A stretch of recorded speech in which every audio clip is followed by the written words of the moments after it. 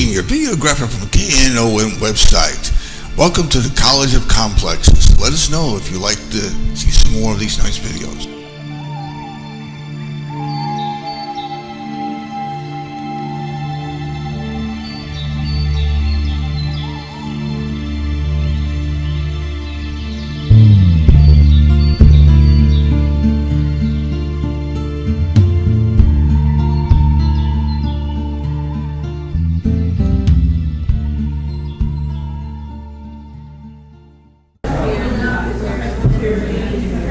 Welcome to the College of Complexes. This is our 181st meeting since we started 4 years ago. I hope you can all hear me. Just testing this out. Anyway, this actually started in Chicago in 1951 in January. They've been meeting ever since. The purpose was to solve all the world's problems. They're still working at it. We put a speaker on every week. We give them an hour to make a presentation. If anybody interrupts the speaker, remind the interrupter that we listen only one fool at a time. So that's very important. And after the speaker gives his presentation, we have questions and answers, not speeches. And then following that, it's your turn to talk. We have remarks, rebuttals from the audience, 5 minutes apiece, as to what you want to say for or against what the speaker has to say. So it all works out pretty good. If the speaker is bad, the rebuttals are great. You know, it balances out. Anyway, if the speaker is really good, the rebuttals aren't as good. So it's all what you put into it. Before we put our speaker on, do we have any announcements? Are there any announcements? Now's the time to make them.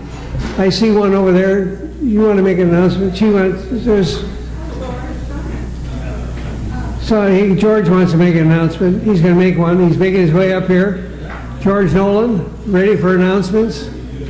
He's coming. He's almost here. He'll be here shortly. What do you think this is, a Kentucky Derby? He's in the stretch. Here he comes.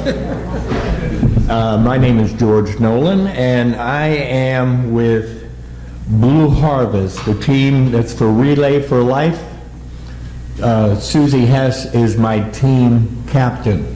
So tonight I'm going to ask for donations for the Cancer Society. If you would, I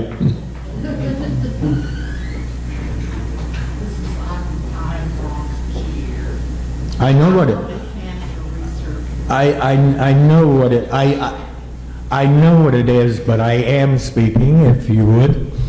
So anyway, I am going to ask for donations for Relay for Life, and I would ask for $10 if possible, but anything you can give to help me fulfill my obligation. Thank you. And I'm also occupied. Susan, get up here. Do you have an announcement? This is my wife, Susan Duarte. We have the same names. We have one of those marriages. Tomorrow, Sunday, George, do I have the right place at the Shrine of Guadalupe? Is that how you, the church?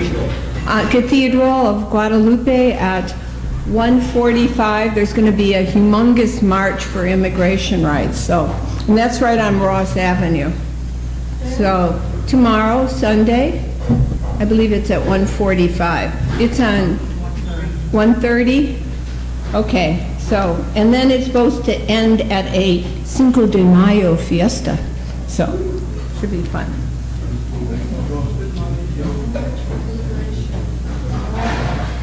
Any other announcements? Now's the chance. Any announcements? No? Any other announcements? Well, then, I'll make a couple. Our speaker next week is David Wasserman. He's going to talk about, is foreign trade war terror really a source of terror? Is our foreign war on terror really a source of terrorism? He's with political. See what it says here. He's BA Political Science from Taft University, MA in Teaching Social Science. He discussed the loss of civilian life in Iraq and Afghanistan. how it radicalizes Muslims and can present a dire threat to Americans. It should be interesting. Anyway, that'll be next week. The following week we have Personal Autonomy Owns Me. It's Jan Manuel. He's president of PLAG. I forgot what that is, but I did forget what that is. You told me. Oh, I don't have it here. So anyway, so I forgot. Anyway, she's going to talk about reproductive rights, etc. That's 2 weeks from today. It's on your sheet that I handed out. So no sense for me reading all this. Put you to sleep. Our speaker tonight, and he's about ready to speak pretty soon, is Bobby Copeland. He's going to talk about how the corrupting influence of money ends in politics. He's with the Texas. He's a Texas organizer for Wolfpack, dedicated to these Reverse Citizens United, Restore Our Democracy and Save the Republic. He's going to discuss his strong favor of the state of Texas passing HJR 94, which calls for constitutional amendment via state legislative route in U.S. Article 5, which deals with the problems arising from the U.S. Supreme Court decision in Citizens United versus Federal Elections Commission. He will show how the Citizens United decision has gutted over 100 years of effective and efficient state and federal campaign laws, and that these is a clear route to correct this problem through a constitutional amendment. Bobby will show our current Congress with a 7% rating, who recently voted against the background checks and gun sales, while 90% of the population was in favor in most polls. The Congress has clearly shown it stands with big chain campaign donors, that we have the best Congress money can buy, and therefore it's necessary that we, the people, go to state legislative route and to address Article 5 of the U.S. Constitution. So without further ado, please give a very warm welcome to Bobby Copeland.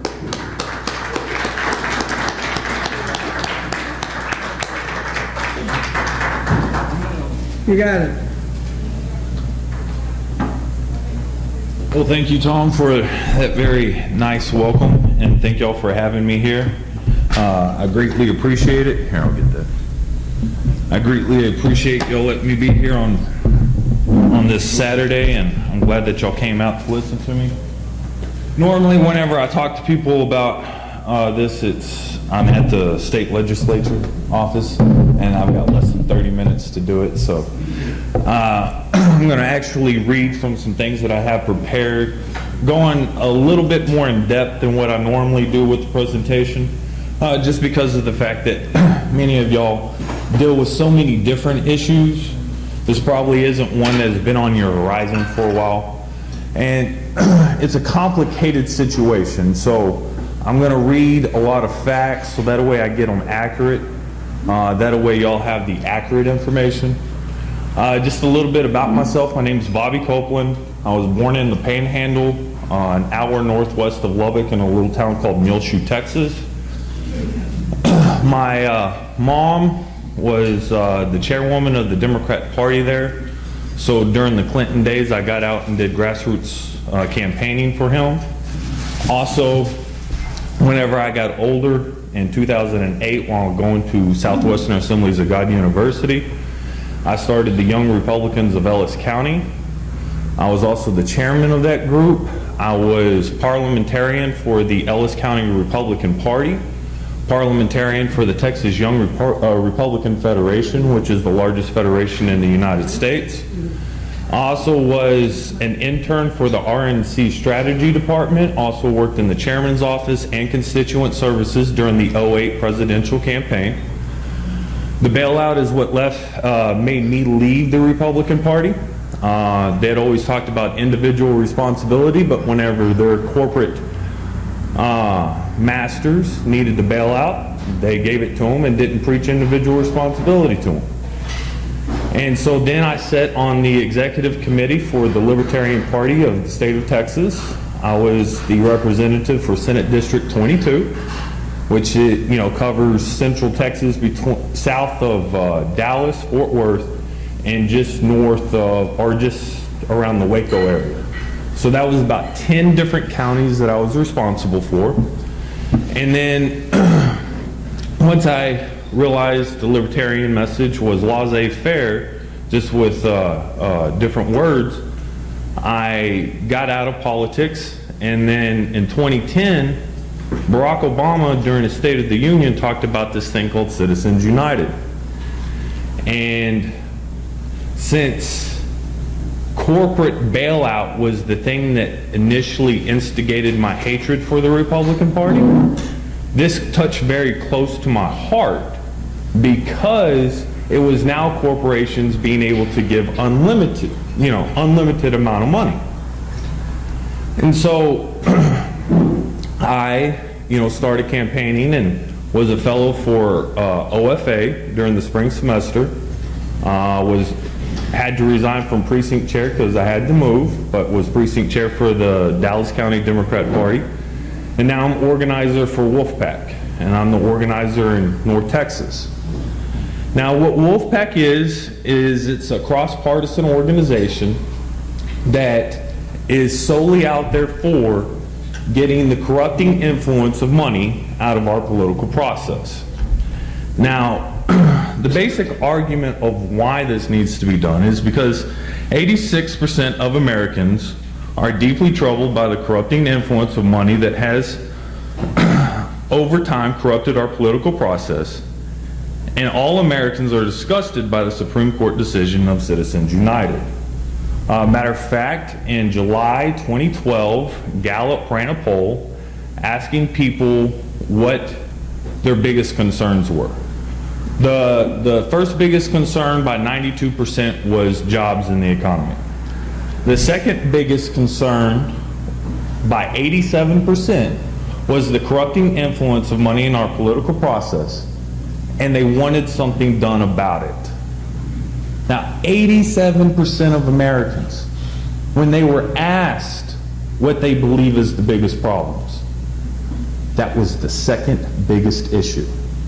Now, July 2012 was kind of the beginning of our presidential election. So they had seen the GOP primaries and what these super PACs could do.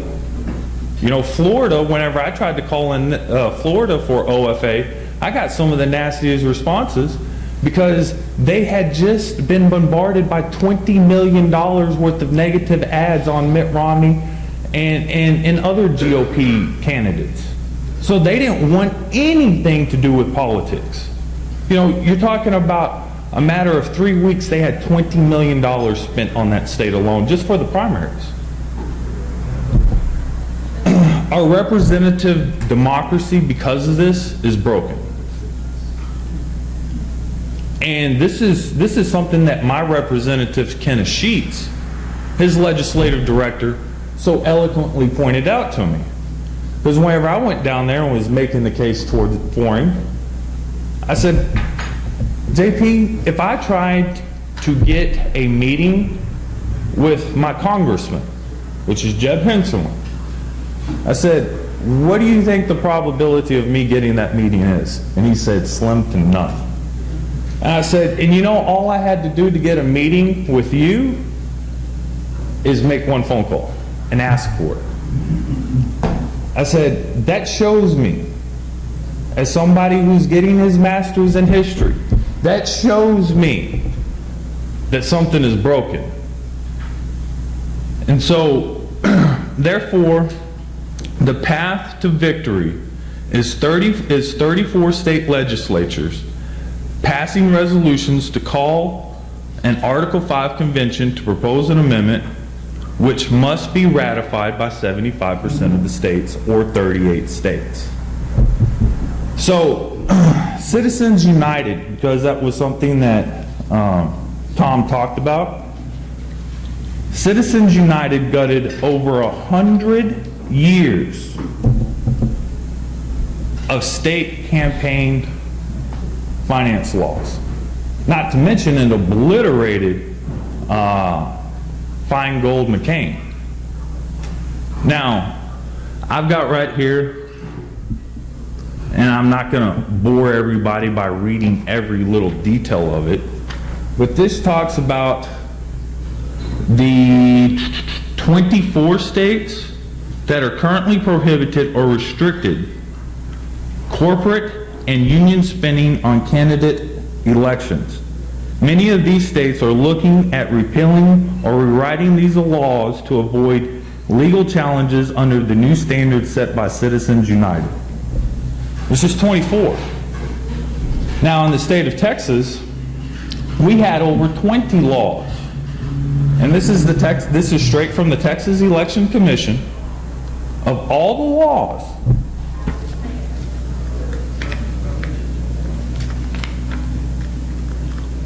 all the campaign laws that Texas had effected by Citizens United. And that's about 10, 15 pages. So, Citizens United not only changed campaign finance law on the national stage, it changed it on the state stage. Now, why did these states have these campaign laws? Well, as many of y'all know, in the late 1800s, our political process was quite corrupted. Matter of fact, the History Channel even reports that Rockefeller, Carnegie, and J.P. Morgan bought the 1896 election. So, I mean, it's pretty well known that it was corrupted.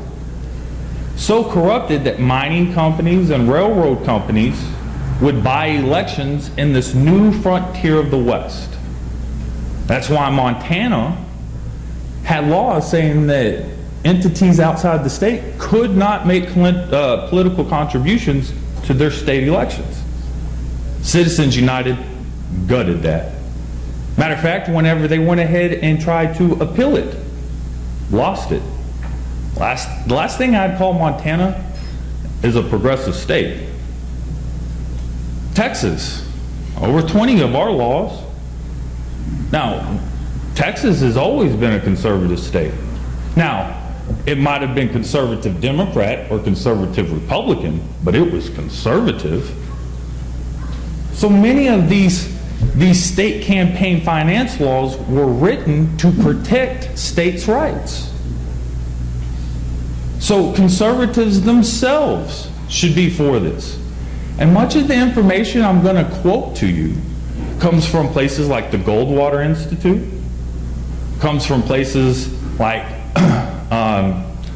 different leftist groups like Wolfpack, Move to Amend, also comes from ALEC, which many of y'all know is not a leftist group.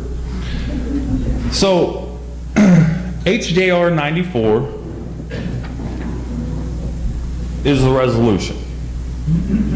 Now, in the whereases, it'll talk about why we're calling this. And in the resolve, it'll talk about how we're calling for an Article 5 convention. Now, it's important to go ahead and read the whereases. And the reason why that's important is because under fiduciary trust, which is what the founders set this government on, our elected representatives, our delegates, are our agents. And so therefore, the whereases put the parameters of the convention, and the resolve talks about we want an amendment out of it. So it's important because that means that they cannot go outside that boundary. And I'll show how founding fathers practiced this on a regular basis. But before I go to that point, for those who do want to make sure that HJR 94 is passed, all you have to do is call the members on the Fiscal Responsibility and Federalism Committee, and I've got a few packets, but I can also email you the documents. It has to be on the calendar to be heard by May 6th, which is Monday. because the legislative session ends May 27th. Now, I've talked to these state representatives. They've told me that, you know what, if we heard our constituents calling us, we would do it. But because there's so many different things for the constituents to be concerned about, and so many different issues like gun violence and immigration reform and gay marriage, there's so many different issues. This is one that has slipped through the cracks. Now, Move to Amend and Wolfpack and Occupy haven't let it slip through the cracks. Matter of fact, Move to Amend has got over 12 states to pass the resolution. Not our resolution, but their resolution that asked Congress for an amendment. And Wolfpack has gotten it introduced in 5 states, and another 3 are getting the language drafted to come on board. So, there's momentum out there. And with Wolfpack being together for such a short period of time, because we was founded in late 2012, to have 8 states already introducing or about to, puts us 1/4 of the way there. Or just under 1/4, needing 34 states. Now in 6 months, to get basically 1/4 of the way there, I mean, gay marriage didn't even get this kind of accelerated pace. It shows you that Americans are truly concerned about it. And the states that Wolfpack has been able to get it in is Texas, California. Now those 2 states don't have a lot in common. Matter of fact, their governors just got into a little pissing match about which state should be moved into for business. So Minnesota, which is a purple state, Massachusetts, Vermont, Arkansas is about to introduce it, Georgia is thinking about doing it, and so is New York. As you can see, we have a mixture of red, blue, and even one purple state. So it shows you that people all around understand this is truly an issue that needs to be addressed. It backs up the Gallup poll from July 2012. Now, just to put Article 5 into context, I want to read some historical information so that everybody can understand how our founding fathers approached conventions and what it meant to them. So, and this is coming from the Goldwater Institute, some people believe that the only precedent for a convention is proposing amendments. It is the 1787 gathering in Philadelphia that wrote the Constitution.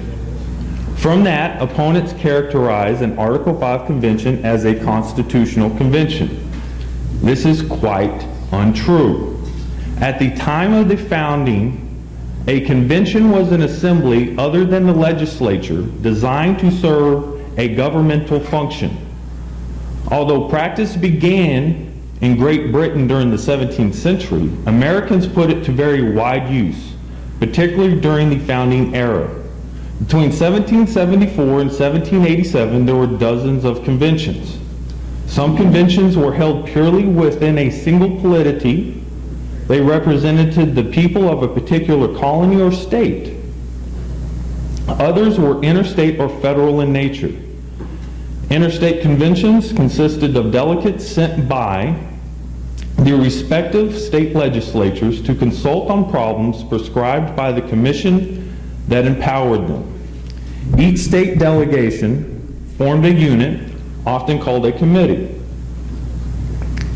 And the gathering as a whole sometimes was referred to as a convention of the states or convention of committees. Each delegation represented its state and was subject to instructions from the state legislature or the legislature's designate. The power and duties of the delegates toward the state legislatures were regulated by well-accepted principles laid down by the law of agency.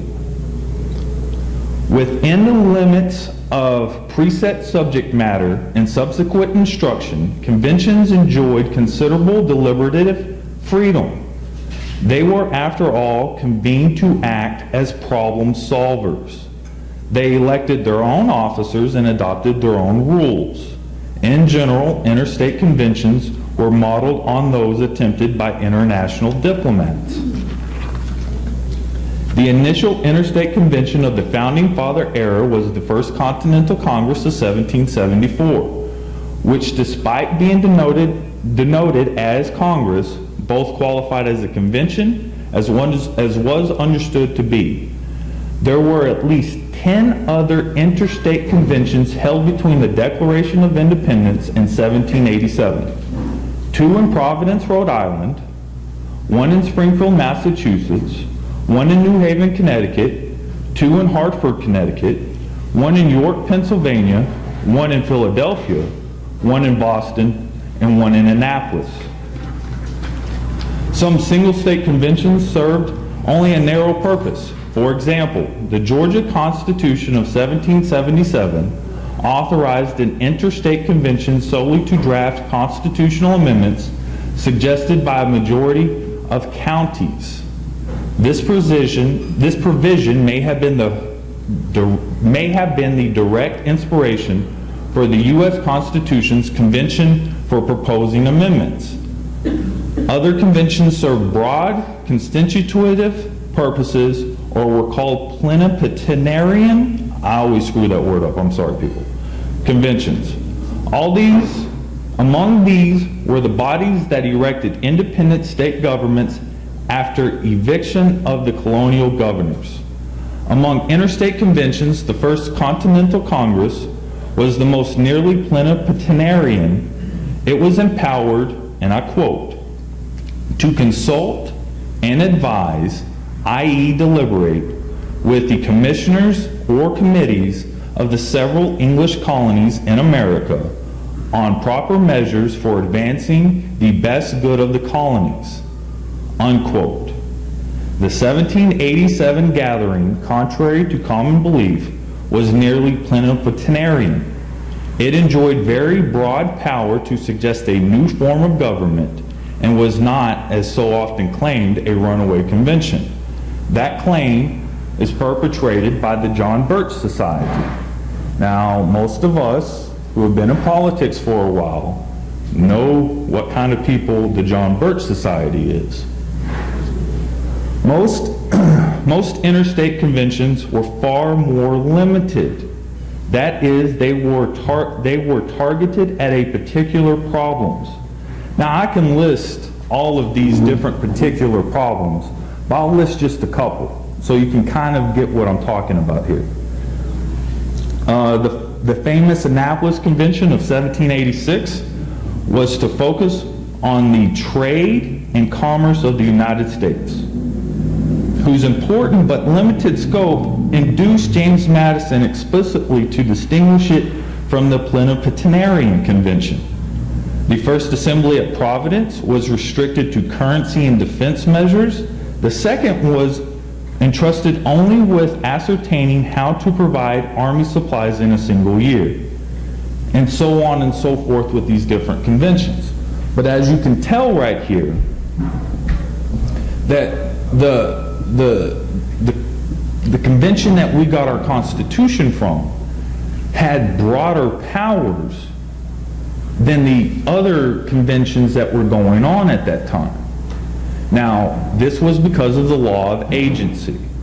Now, with the law of agency, and this is important to understand when we're talking about Article 5, the law of agency says that we give our agent, let's say you're buying a house, right? And you give your agent the price range of 100 to 150, right? That's the kind of house I'm looking at.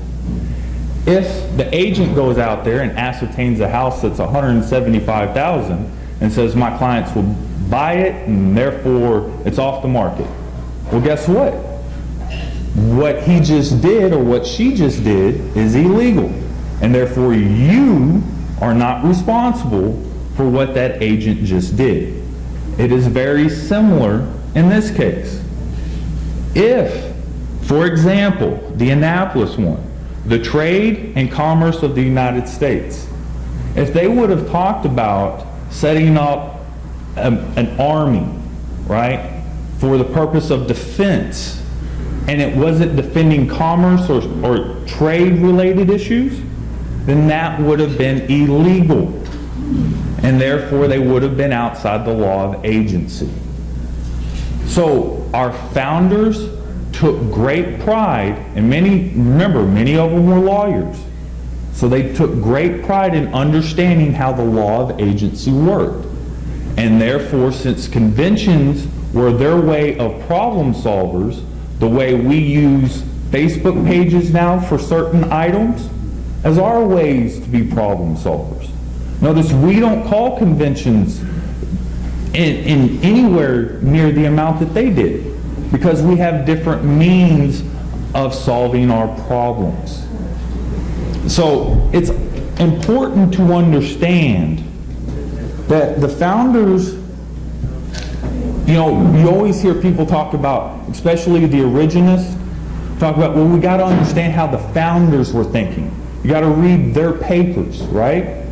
Well, the records left from the founders, frequent conventions, both within states and colonies and among polities, are sources of convention customs, protocols, and usage. As explained, these customs, protocols, and usages are of distinct value in clarifying and explaining the legal rules laid down by Article 5. Significantly, the convention journals reveal that all of these assemblies remained essentially within the scope of their call, and there were no runaways. So, to kind of wrap up the context here, the founders intended the state application and convention process of Article 5 to be used, especially when the federal government has abused or exceeded its authority. See Federalist Paper 85, where Hamilton jumps all over that. Yeah, okay. The founders intended the state application and convention process of Article 5 to be used, especially when the federal government has abused or exceeded its authority. See Federalist Paper 85. The Anti-Federalists were concerned that this new central government would go ahead and abuse their states' rights and would become burdensome upon the states.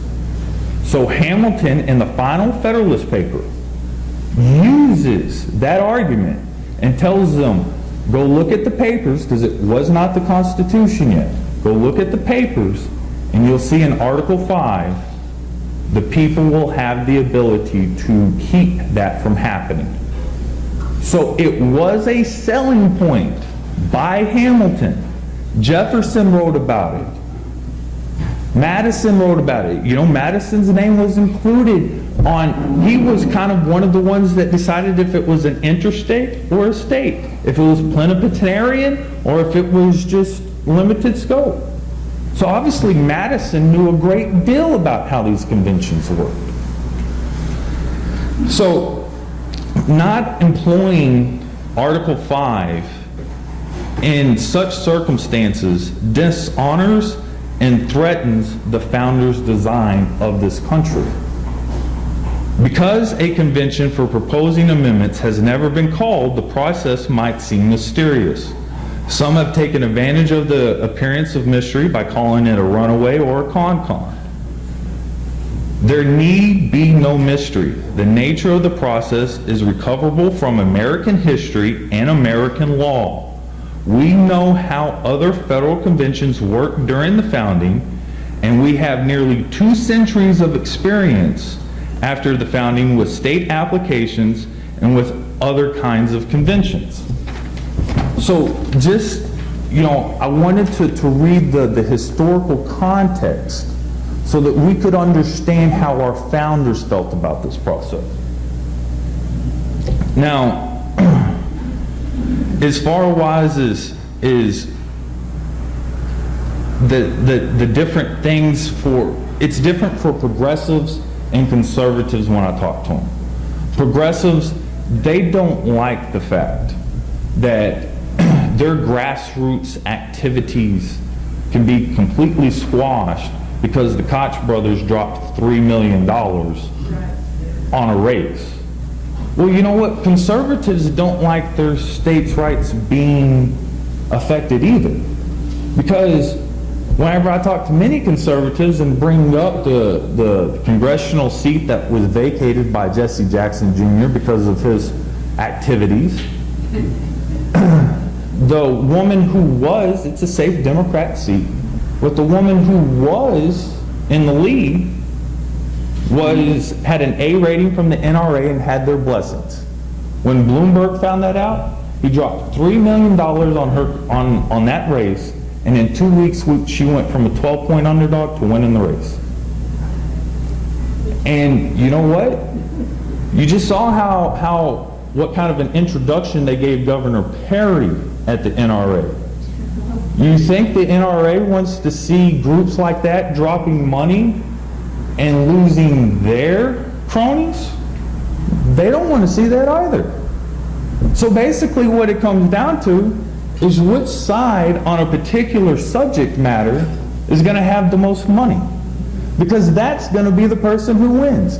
Matter of fact, 95% of the time in Congress, the person with the most money wins the election. Not the person with the best ideas. Not the person who can sit there and listen to their constituents. Because guess what? Senator Ayotte didn't listen to her constituents. Her poll numbers have dropped anywhere from 12 to 15 points. And that's off New Hampshire polls. That's not off of polls outside of the state of New Hampshire. And to check those polls out, I tweeted them just before I came, at Bobby_Copeland, and it was a Granite State poll. Also, John McCain got a standing round of applause yesterday at his town hall meeting for voting for the background check. And the aide to Gabby Gifford, who was shot, thanked him, led the round of applause, and then gave him 19 roses. Now she is a Democrat's aide, thanking a Republican for doing what the constituents in the state wanted. National polls showed 90% in many regards in this matter. Matter of fact, national polls show many things like education, national debt, should have more money put into them. And our national debt should be addressed. But, you know, with our national debt, how can it ever possibly be solved when we are giving billions of dollars a year to the richest companies on the planet? I mean, how much, you know, GE pays a negative 46.2% effective tax rate because they pay zero in taxes and get hundreds of millions of dollars in subsidies, that it gives them an actual negative effective rate. And in GE's industry, that the federal average is 35%. GE's industry pays a negative 13.6% in taxes. So how's our national debt ever supposed to be addressed? Whenever 50% of the country makes $33,000 or less, what can we pay for it on our $33,000 or less salary? No, we can't. Now, for those who care about education, how can we improve our fledgling education system if we're allowing our most profitable companies, i.e. Bank of America, Citicorp, etc., to pay no taxes at all because of the tax havens in foreign countries? You know, look, how can we be concerned about our education system whenever our Pentagon is still fighting a Cold War philosophy? You know, tell me, in you know, my studies of history, you see a lot of war, right? Whenever war changes, it changes forever. Whenever the Byzantine Empire was crushed, it was crushed with cannons and with horses. Do we still use horses on the battlefield today? We still use gunpowder, though. Now, since we've got the technology of flight, what does that allow us to do now? Exactly. How many standing army fights do you think we're going to have in the 21st century? We've had 0 up to this point. Al-Qaeda doesn't fight that way. Al-Qaeda fights a guerrilla warfare style fight. Same thing the Viet Cong did whenever my dad went to Vietnam. Same thing we did against the British Empire. Yeah. So conventional war has changed, yet our Department of Defense hasn't. Matter of fact, General Petraeus even said that he was wanting more money to go into intelligence, because he said spies in the intelligence category of defense is going to be where we need to put most of our money, because in having the best real-time intelligence will be the best way to prevent foreign further attacks. This is from General Petraeus. You know, we as a country have a lot of issues to start addressing. But guess what? The sequester was supposed to be so bad for both sides that they weren't supposed to go through with it. But guess what? Now they're piecemealing it for the people who are most inconvenienced, who have the loudest voice. That's the loudest voice. But those kids on Head Start, you know, you'll hear Rush Limbaugh talk about there's been no success. But yet I know kids myself that will tell you they have benefited from going to Head Start. Now, you know what? The color of their skin just happens to be a tad bit darker than mine. That might be the reason why.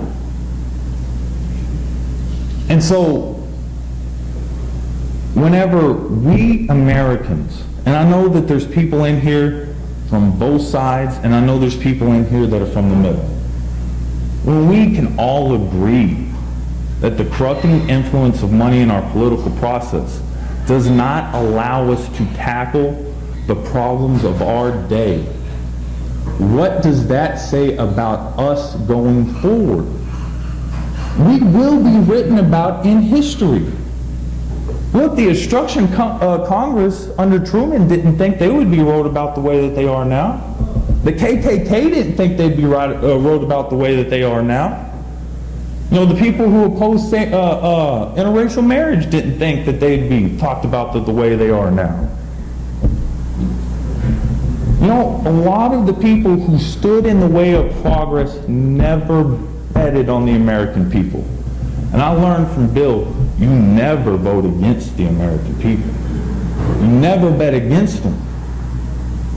And whenever we have so much energy already behind the issue, let's tackle it so we can tackle gay marriage, so we can tackle what kind of education system we want for the 21st century, so we can tackle what kind of energy sources we're going to be relying upon going on the next century, so we can tackle what kind of aid we should be giving to what kind of dictators of what kind of countries. Because I'm sorry, I believe in individual liberty, and giving billions of dollars to Mubarak just chaps my butt like nobody's business.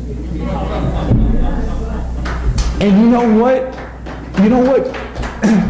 That's not a progressive issue. George Washington, in his farewell address, warned the American people about having permanent friends and permanent allies, because they would drag us into the wars we had no business being in.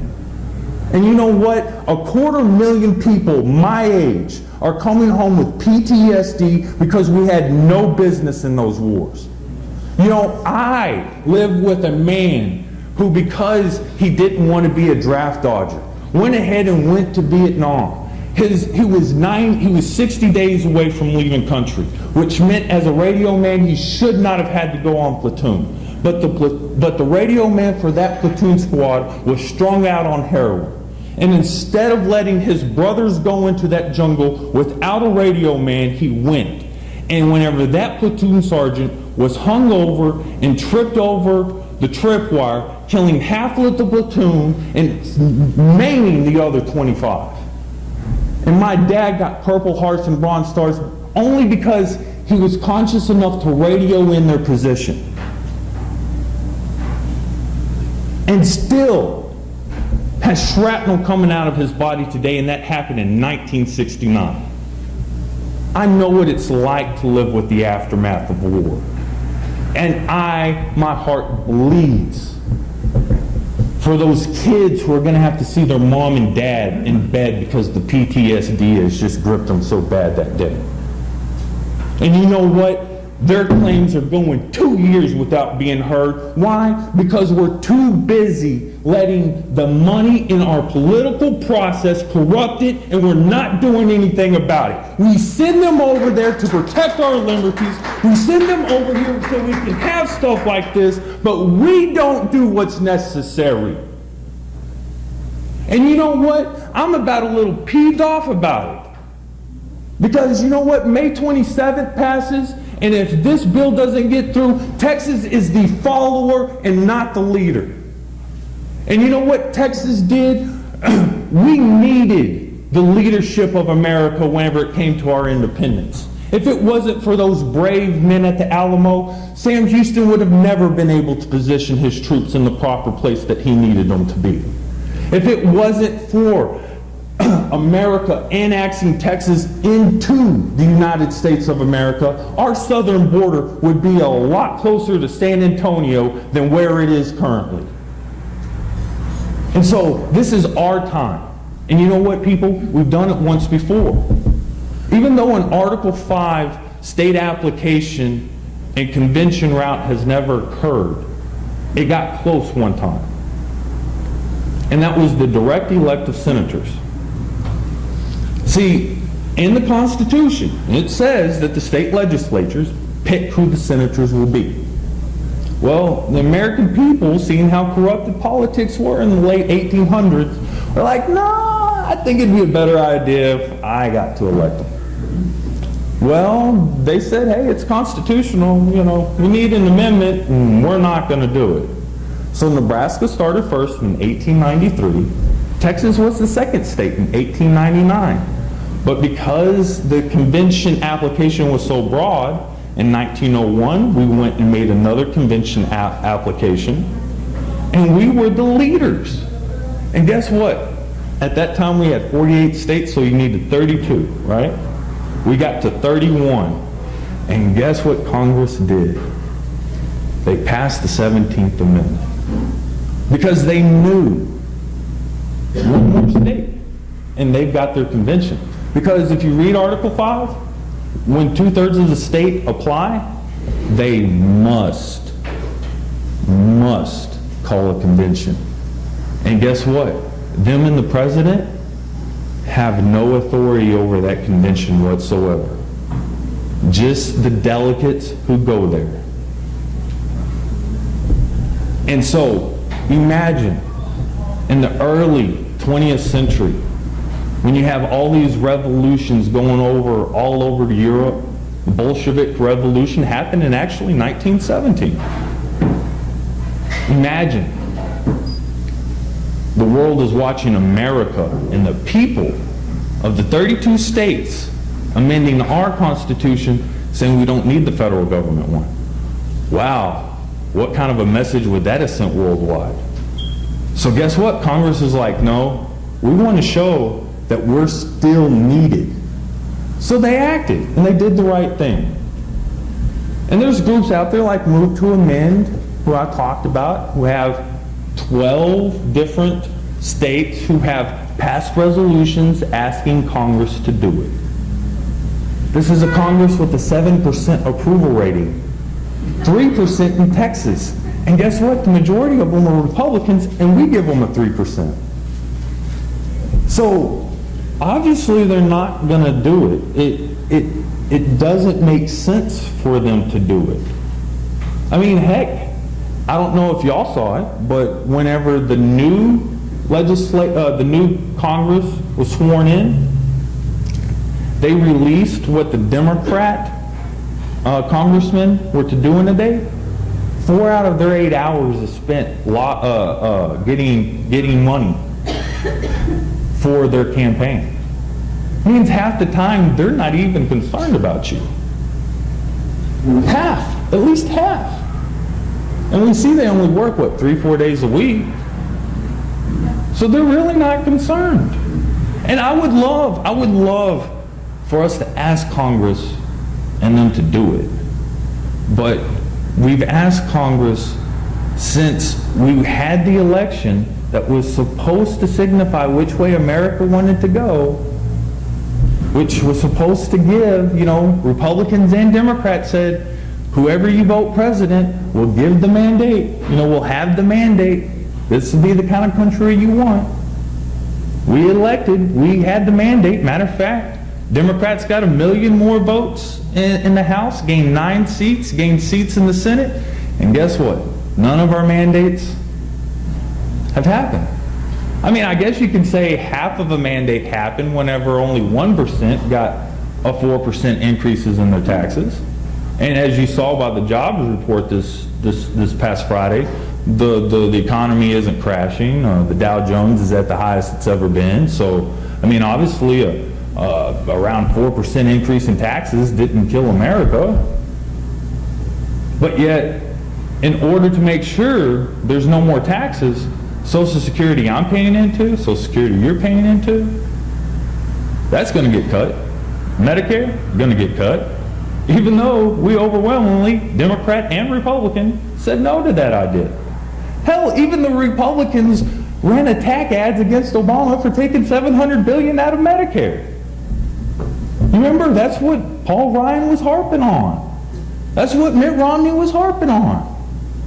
So even the GOP candidates, but they're still talking about doing it. Why? It's because it's not us that they serve.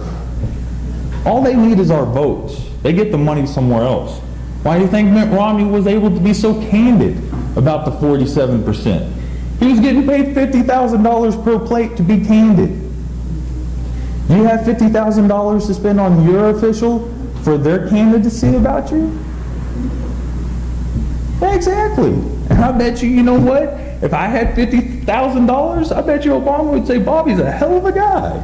And I could be the scum of the earth. But that should be our eye-openers. This should be what tells us. This should be the history we need. We should see that history is repeating itself. We should see that whenever they start referring to themselves as former Speaker of the House, it's the same as the monarchs of the old with their unearned privilege. You used to be Speaker.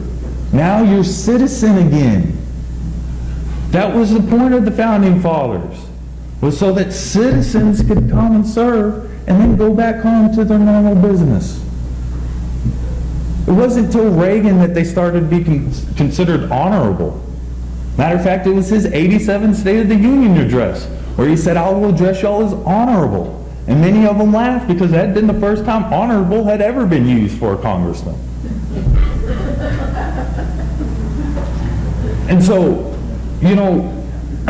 the thing is we're getting to this bloated kind of bureaucracy. And you know what? I love Obama, but really with the current corporate government we have, it's Democrats are your Budweiser and Republicans are your Bud Light. And that's about the difference. So,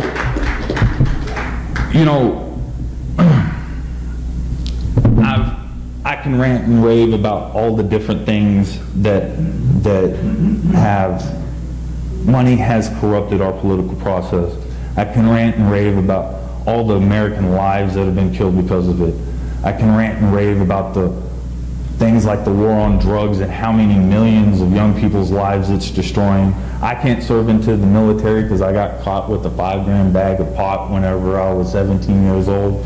And even though I've got a bachelor's degree in history and an associate's degree in Bible, because Bill Gates, or Secretary Gates, went ahead on September of 2009, said that if you have any kind of violent charge or drug charge, you can no longer serve in our military. Well, it might be lucky for some, but for me, I was going in as a commissioned officer, and because I'd scored an 85 on the ASVAB, I was going to have all my student loans repaid, and I was going to be able to serve my country honorably the same way my father did. And you know what? My grandfather served this country honorably, and so did my great-grandfather. There's a history of serving my country honorably, and I didn't get to. And my dad was pissed as hell, because he said, whenever I got drafted into the military, it was because I flunked out of college. My son has graduated with a degree, and 5 grams of pot is keeping him out. How many other millions of people are being devastated? I mean, you know, it was real funny for our president to joke about BuzzFeed being something he did at 2 a.m. But if he would have been caught doing that BuzzFeed at 2 a.m., he wouldn't be president. Yet, he thought it was funny to admit that kind of stuff. George Bush thought it was cool to do in his heyday. Bill Clinton thought it was cool. Hell, George Washington grew hemp and would be a felony distributor of hemp and pot. He would be on the terrorist list for his distribution of hemp and pot. I mean, our own Constitution is written on hemp. So our own federal government is in violation of law for holding on to the Constitution. I mean, you know, for God's sakes. So, but these are just some of the illustrations, and I'm pretty sure y'all have many more others. So I open it up. I know I probably didn't take the whole hour, but You've got another 10 minutes. yeah. So you know, question and answers. You know.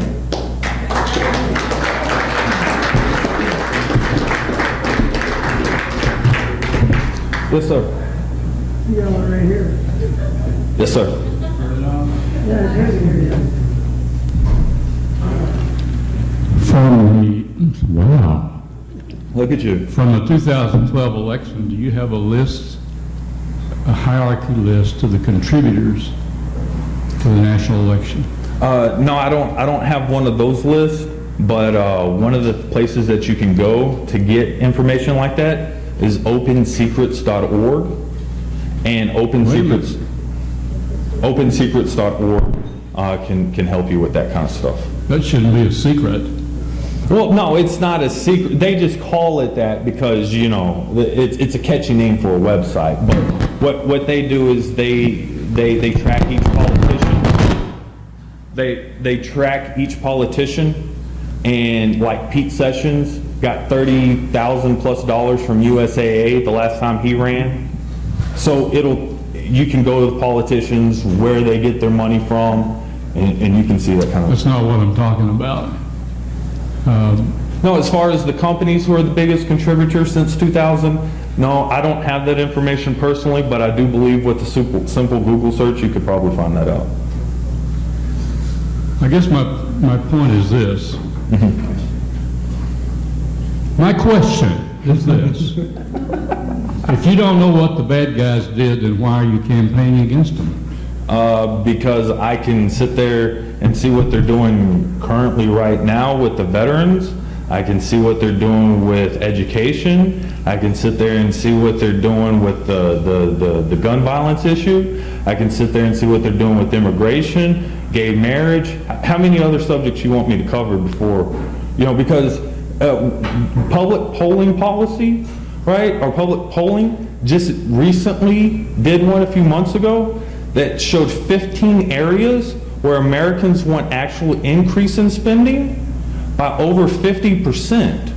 Yet many of those areas are facing deductions instead of increases.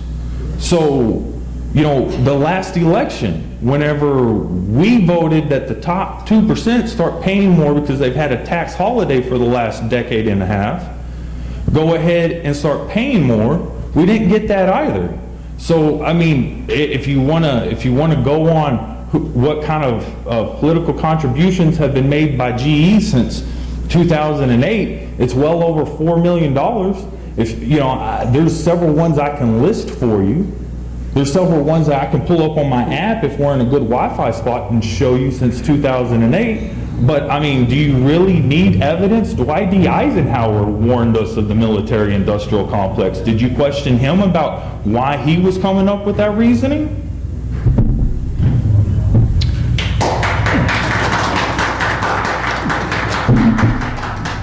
You didn't answer an essential question. Let me respond to your answer this way. After the 2008 election, I went and looked it up. The top 10 contributors in the presidential election, which is what we're talking about, in this case, corporations being able to give political contributions. The top 10 contributors to the presidential election when we elected Obama as our president, 8 were labor unions.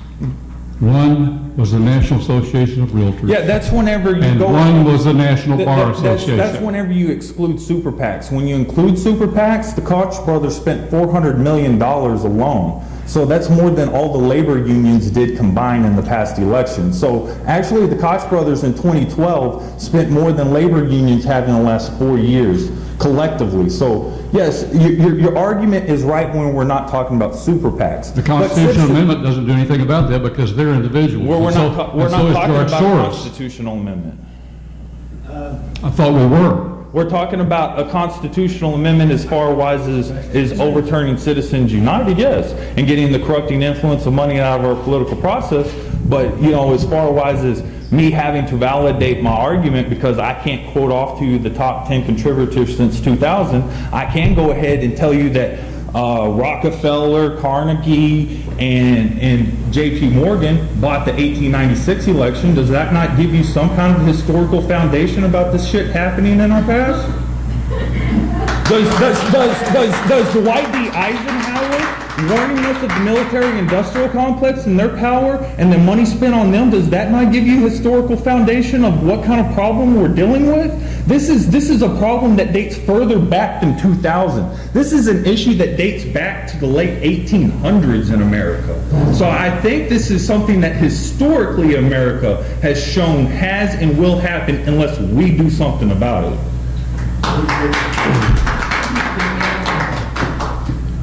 We're discussing the Citizens United decision, but I think as a member of the audience, I, for one, would like to be walked through the details of Citizens United and how this functions.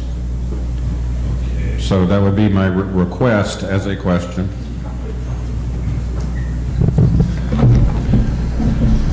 Okay, as far as do you want how it affected Texas, or do you want it just the overall? Okay, how things were before Citizens United was that labor unions and corporations were entities, right? And they could not directly give to, you know, a campaign. Well, Citizens United deemed that speech equals money, and therefore, since speech equals money, and corporations have money, they can therefore spend it on who they want to. And so, labor unions and corporations now had the ability, right, to give to political campaigns. Now, how that affected, like Texas, for example, that affected one of our laws right off the bat, which was like said before delving into the new statutes and rules, it is important on, okay, hold on, let me find. Okay, right here, section 253.094, previously prohibited both political contributions and political expenditures by corporations and labor organizations that were not authorized by the subchapter. House Bill 2359 amended this section by deleting the words political expenditure. So things like that. So now, like in the state of Texas, that rule had to be amended to where they could give to advocacy groups, right? And that's how super PACs were created. Because beforehand, whenever I was chairman of the Young Republicans of Ellis County, mine was a PAC, and I had to do a 501c3. This created the 501c4, the super PAC, and the super PAC, as long as they were advocating on a social welfare issue, they could say anything they wanted to. So for example, they could sit there and say about Jeb Hensley, right? Let's just say Move On, right? They're a corporation. They could sit there and now put out ads saying that Jeb Hensley wants your grandmother to die because he wants to privatize Medicare, right? And because that's a welfare issue, they can say the congressman's name, they can give his telephone number, and they can call him anything underneath the sun. And so in that regard, that's why $290.9 million, and this is according to the LA Times, was spent on President Obama alone on negative ads, and around 80% of it was by super PACs. Now, $290.9 million used to be what it took to run a whole presidential campaign. Now it's just what they spent on the Democrat candidate.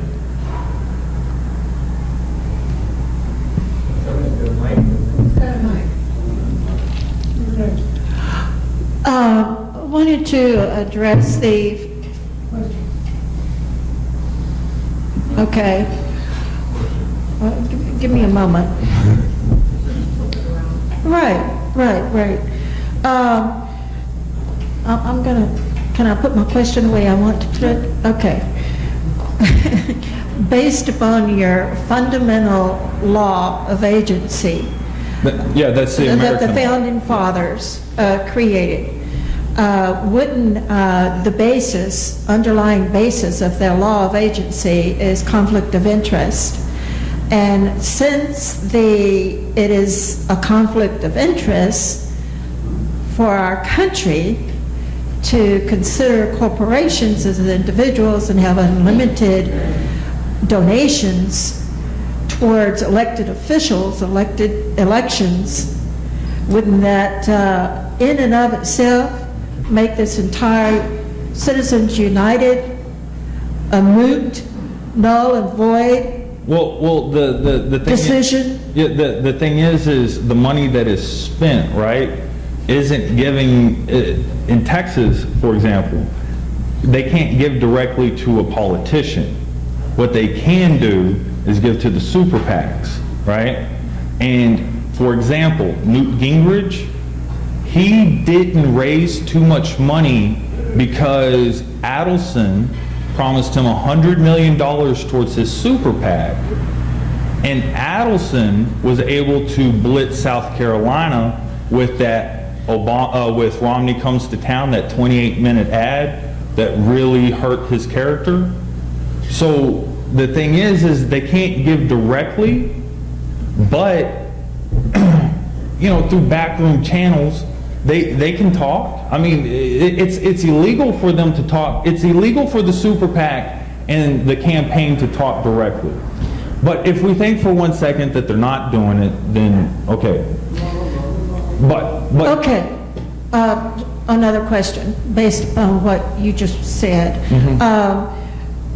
Again, the legal definition of a 501c3 by virtue of its definition is being violated in a stupendously fraudulent manner by all of these super PACs by saying that they are some sort of, for the good of the people, Yeah, the they're an welfare of the people, advocacy, yeah, that yeah. they are an advocacy. They're not an advocacy. It's fraud. Well, It's well- outright fraud. And By that's, definition. yeah, it is in the IRS. Is it not? There has been calls, there have been calls to look in, by the IRS to look into some of their ads, especially Crossroads GPS group. No kidding. But the thing is it's a very, very loosely defined word. So all he has to do is put in things like Medicare, he just has to put in just simple words, and that becomes the advocacy for it. Now, look, Then we need to streamline our definition. well, we need to streamline it, but what we need is an overhaul of the tax code. And you're not going to get an overhaul of the tax code until you get the people who wrote it out of there. And most of them who wrote it are bought by politicians. That's why GE can pay zero, yet get subsidies in the hundreds of millions of dollars. I mean, we have to reform the tax code so that way advocacy groups are actually advocating and not just running negative political ads. I agree with you 100%, but that cannot be addressed until this situation is removed from the picture. So it's a grassroots effort of 2014, which is next year, 6 months.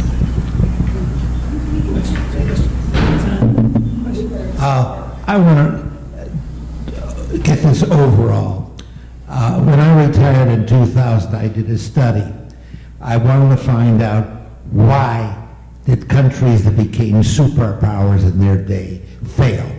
And I found out what the answer was. The answer was complacency. Now, the big thing that needs to be done in the United States right now, we know the big thing is unemployment. There's a simple answer for unemployment, but it'll never be passed unless the country does something really different.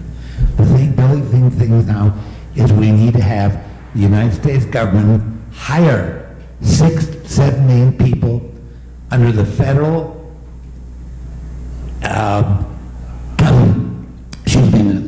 the Federal Infrastructure Association, new organization, that what would do is build up the infrastructure. And how do they, by building up our infrastructure, we'd be so much better off. These people would go to work, and we'd also, in order to finance this thing, we'd issue bonds. And the bonds would be such that if you, for every $1,000 you invest in this bond, $200 would be deducted from your gross income. It would by lowering the amount of money that rich people would have to pay, they'd invest in these bonds. They'd bring the money that they got in their pocket out. And by doing that, they would help us out because there'd be so much money in the society at that time. But addressing the other issue was the fact of the corruption that we have developed. If you read history, it's the Roman Republic, Roman Empire all over again. And so what we really need to do is to organize at the ground roots level. I have an organization that I'm trying to get off the board, don't know really how to do it, called the Guardians of the Middle Class. If you will look on Facebook, you will find this information there. Will you help me get this organization started? The purpose of it is to get all the people who, like yourselves, are interested in reforming the government to get behind and say we have so many votes, get more and more, so we have millions and millions and millions of votes, so that we say to the politicians, we're not going to re-elect you. We do that, then we can get the United States back on its feet again. Yeah, I mean, Wolfpack is so young itself. You know, I'm literally the only organizer in North Texas, so like I'm slammed as it is, and with my, I'm in the summer now, but whenever I get back to taking my master's classes, besides that and Wolfpack, I'm very, very slammed on time. I mean, it sounds like a good thing. Wolfpack, I can't address the first thing. The only thing I can address is that Wolfpack is a grassroots organization. It was started by the Young Turks, by Chink, who now the Young Turks is the second largest online news distributor in the world with over 1 billion views on YouTube. So, I mean, we've gotten a good grassroots group started. So if you'd like to go to wolfpack.com, and that's spelled PAC.com, you can see about getting involved. And if you want Wolfpack to help your group, as President Obama said about abortion in 2008, that's above my pay grade, and you'll have to talk to them. Any other questions? You want any questions? Yeah, welcome up. Okay, another issue I'm concerned about, this is a question. Another issue I'm concerned about is the stolen elections. Do you think that that issue that this is going to come first before we can address that issue, or do you think they need to be addressed in tandem, or what's your thought on that? My thought is that, honestly, whenever you're talking about stolen elections, you're talking about, people that are in the upper echelon that have the money to help move those kinds of things along. And until our elected officials have to come to us, A, for the money, and B, for the vote, it's going to be hard to get anything done. Because as long as they're not having, because Goldwater said this, a politician or politics is like a three-legged bar stool. You need the politician, you need the people to help the politician, the message, and then you need the finances. And if you kick one of those legs out, the bar stool falls over. So the minute that they have to start coming to us for the money instead of just the votes, when we're being come to for two reasons, then we'll have more sway and control over our elected officials.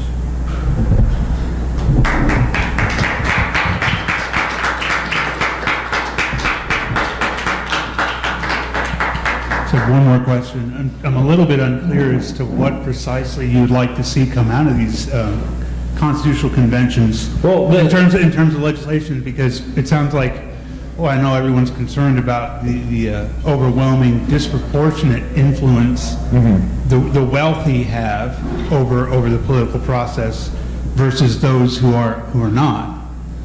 So what is it that you're trying to do? You're trying to have a limit on corporate contributions or individual contributions? The thing, whenever you go to the state application and convention route of Article 5, which is what we're doing, all we can do is based on fiduciary trust, which is what this government is based on, law of agency, is we can only set the parameters. Just like the conventions that I'd read to you about the parameters that they were set under, all we can do through this process is set the parameters. We cannot say the exact wording or the exact wording of the amendment.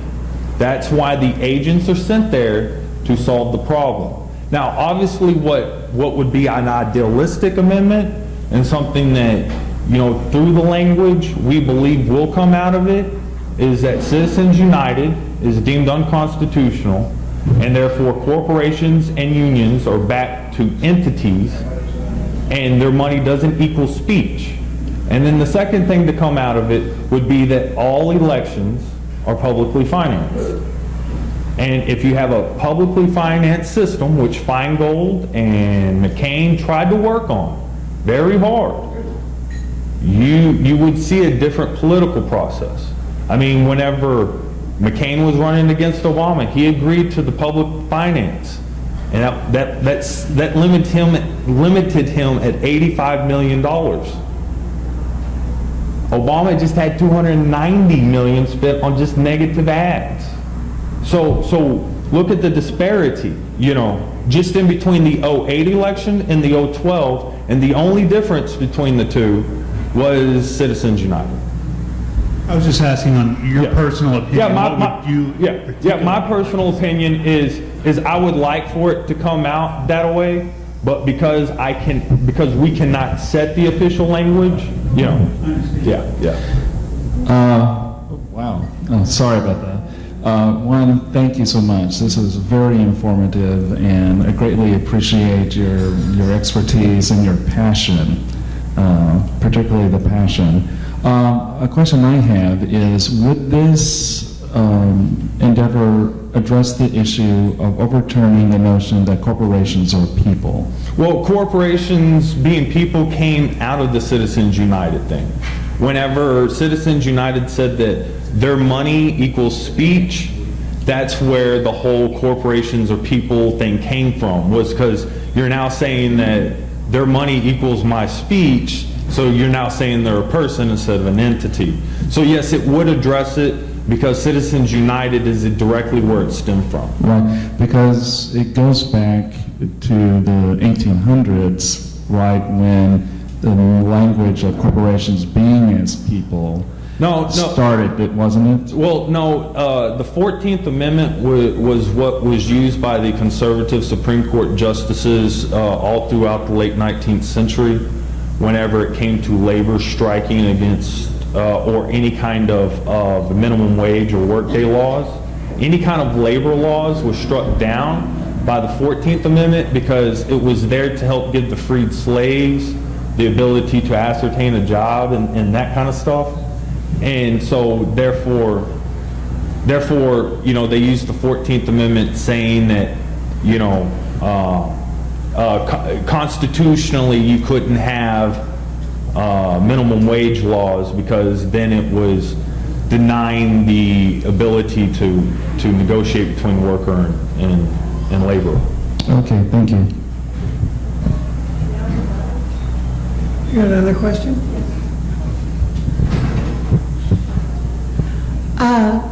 What do you have to say about what we can do as individuals about the gerrymandering?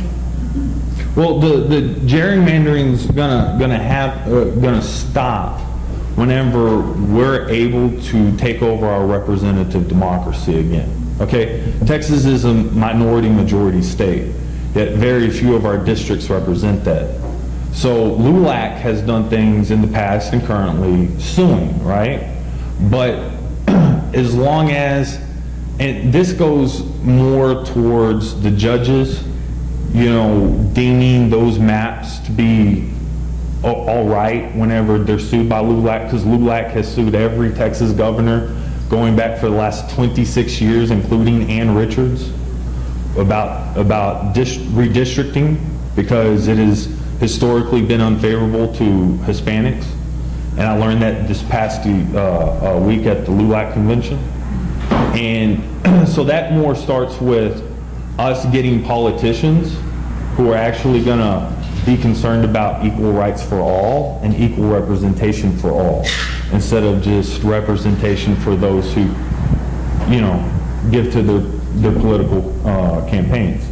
Because, you know, Texas, the way our maps are, could you say that we're a minority majority state with how our map is drawn? I couldn't. And over 140 Republicans in the House, 80% of their districts are Anglo. And that's not just Texas, I'm talking about the whole United States House. And so, you know, the redistricting, the gerrymandering of districts, it happens in Democrat states just like it does in Republican states. So the only way that that can be eliminated is just by making sure we have, basically going back, get the money out, get the corrupting process, getting the corrupting influence of money out of our political process will allow us to have more sway and more control over our representatives. Because if they have to go to you to get the donation and the vote, when you call them and say, hey, I got a bone to pick, they might be a little bit more apt to listen to you. I mean, I know when my boss told me he had a bone to pick with me, he signed my paycheck, so I listened, you know. I know whenever my professor says, hey, Bobby, you didn't do that right, I listen because I need the grade. Well, if they need the money and the vote, back to supply and demand, right?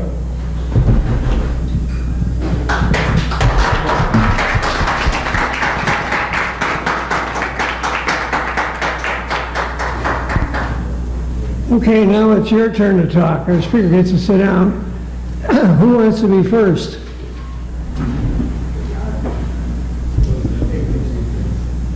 Are you want to be first, or you're walking out the door? I don't know which. Are you not going to be first? Oh, okay, you're walking out the door. I didn't know. Who wants to be first? Somebody has to be first. Nobody wants to be. Ah, there's the first. You have 5 minutes.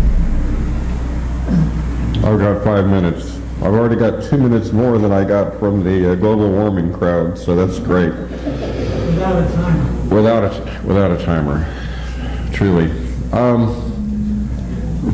This impresses me as being a very, very confusing issue.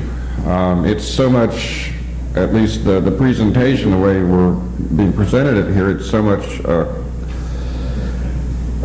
leaning one way than the other as far as Republican, Democrat. I'm just confused, really, in the end result. I'm sitting here questioning whether, okay, we have a Supreme Court decision. If we have bad law coming out of the Supreme Court, why are we amending the Constitution to deal with a bad Supreme Court decision? And as far as corporations being persons, that's been in the law back shortly after Civil War, I believe, predicated upon the 14th Amendment definition of persons. And the 13th Amendment gave us the abolition of slavery. The 14th Amendment actually created a new form of slavery called a federal citizen. Just my opinion. You can check it out. You can disagree with it. But we got this thing. I mean, all you had to really say is that black Americans are full citizens. That would be my take on things, but that wasn't what the 14th Amendment did. It got very technical and created a whole new kind of citizenship. So state citizens then became kind of, if we leaned on one foot, we were a state citizen. If we leaned on the other foot, we're a corporate citizen. Or maybe if we're standing, we're in both at the same time. It's just a very difficult situation there to deal with. But whenever you have a bad decision, whenever you have bad law like that, it just seems to promulgate on and on and on through different decisions. And the recent Supreme Court decision, Citizens United, really is simply a reflection of bad law from before, in my opinion. So, you know, it's very difficult. Anytime anyone mentions anything like a constitutional convention, to me, I'm just, it makes me shiver in a very deep part of my spine to even think about it, because so few people today really carry the mindset of the founders and understand to any significant degree how liberty is put together. And so when we start changing things, then how am I going to say that we're not going to have it falling apart? It's just a terrible thing to give as an opportunity to give people I don't even know, really, issues I don't fully understand here, give that authority. So, you know, maybe that fear is unfounded, but that's part of the confusion I come away with from the whole discussion here tonight. And I'm here because I was pushed forward because, and I'm not really sure I had that much to say, but at least I've got questions and issues. The other thing, the 17th Amendment, it's difficult when you're talking in front of a mixed audience of of conservatives and liberals. I understand that, but from kind of my bedrock constitutional position, the 17th Amendment is something I think where we lost control of our senators, and states really no longer had the say that they had before. The people really, through their state representatives, didn't have the say, and we have people with 6-year terms who go up and they serve the big money interests in the Senate. And so I understand that it's difficult to appeal to a mixed audience. I think it's difficult to respond to an appeal to a mixed audience. Thank you.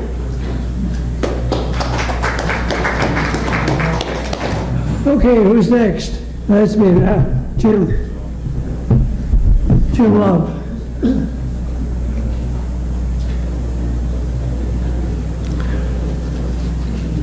I think democracy is where we all want to go. Democracy is what we don't have, and it's what we need. But the big issue is how are we going to get there, and when are we going to get there, and how are we going to get there? My view is this, is that we're on the Titanic, and we're in trouble. And the Titanic is the global economy, or the whole world, and we're arguing about how to organize the stateroom. That's my view. I think that democracy is going to come, but it's not going to be easy, and it's not going to be soon. I have little faith, I'm sad to say, that we will be able to reestablish democracy within national boundaries. I say that for a couple reasons. One, it's so perverted and corrupted now that it's pretty far gone. So that's problem number one. The problem number two is that how are you going to enforce whatever laws you put in when there is a global exit where most of the multinational corporations and individuals and people of means, okay, can think of themselves as having no particular allegiance and can become global nomads and send themselves and their money and their interests every place where the government has been bought, which includes the United States. Now, admittedly, this is a pessimistic view, and admittedly, I hope I'm wrong. And I do think that because of human nature, the Roman government became perverted, I should say, and corrupt, and so has ours. On the other hand, the good part, the better angels of our being, is such that at some point you won't have it anymore. And there will be a revolution, but the revolution that I'm talking about is not an armed revolution. It's just that consciousness change and say, enough. We're just not going to do this anymore. The problem is that we're on the Titanic, and reorganizing the stateroom is not going to do it. It's going to have to be done on a global basis, and in that respect, you have to think long range, and you have to be altruistic, because you and I are too old. We're never going to benefit from it. Nevertheless, that doesn't mean that you shouldn't put your shoulder to the wheel of history and push, because it's the right thing to do.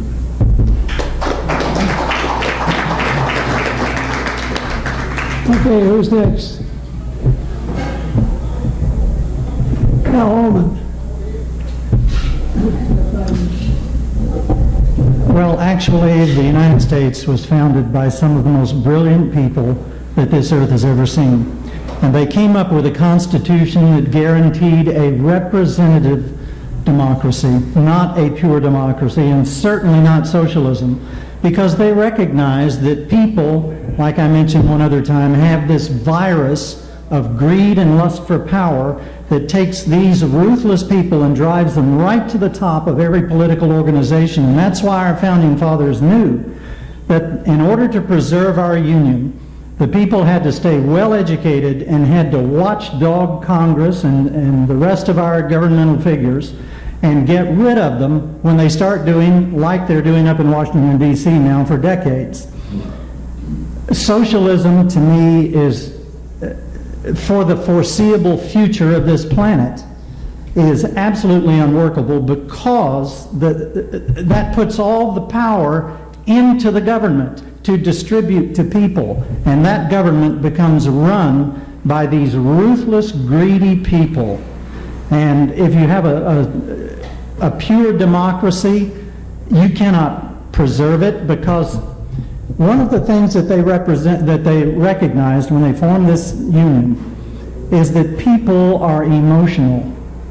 And I had to teach myself to think years ago. As a high school student, from the death of my brother and so forth, I had a huge issue with manic depressive episodes and no help. So I had to analyze it, and I had to work my way through that and train myself to rethink and refeel.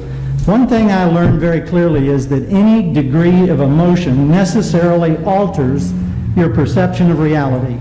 Any degree of emotion necessarily alters your perception of reality. Now, we cannot live without emotion. If we did, we'd be sociopaths and everybody would be killing everybody off. But the more that we have emotions, the more that we have to use the wisdom that God gave us to hold those in abeyance and to think clearly. And a pure democracy is so easily swayed, because where do you think all that money is going that goes to these political campaigns? It goes to the television stations, it goes to the newspapers and wherever, to sway your opinion. That's what they're doing with all of that. It's opinion money. And that's too easily controlled. We've had so many instances in this country, and even of late, like over in East Texas, where they dragged a man to death behind a car. We have lynch mobs from spontaneous emotions that are out of control. That's why we have a legal system with so many protections in it right now. When I practiced law, if I had a criminal defendant and if I knew that person were guilty, I respected the system that we have enough to defend that person to the best of my ability. And if the system failed to find that guilty person guilty, then the system did not need to be weakened by me so that an innocent person could go to the gallows. And we have done that so many times, as DNA is now, the science of that is now proving. We have executed many innocent people. And I was so happy with the presentation we had against the death penalty, because I'm thoroughly against the death penalty.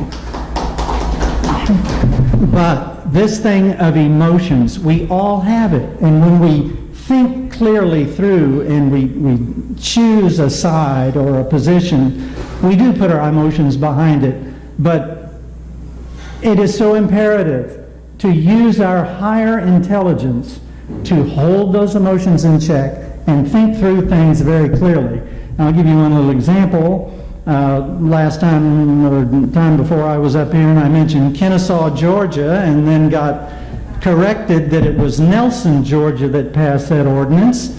Let me finish. That passed that ordinance that every household was to have a firearm in it. That is true, and it was a little over a month ago, but only after extensive consultation with the police department and city officials of Kennesaw that passed their ordinance in 1982 and had as much as 78% reduction in burglaries in households, and it held through 92 at 73%. I was wrong, I said 74.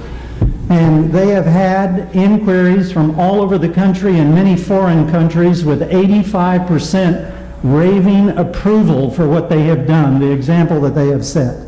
Now, this goes against emotion. And when we hear emotional approaches on these issues, it just falls right into the hands of those people who want total power. And our founding fathers gave us that Second Amendment so we could defend ourselves from these evil takeovers of government. That's what the Second Amendment is for. It's the people against the federal government. Last, bottom line.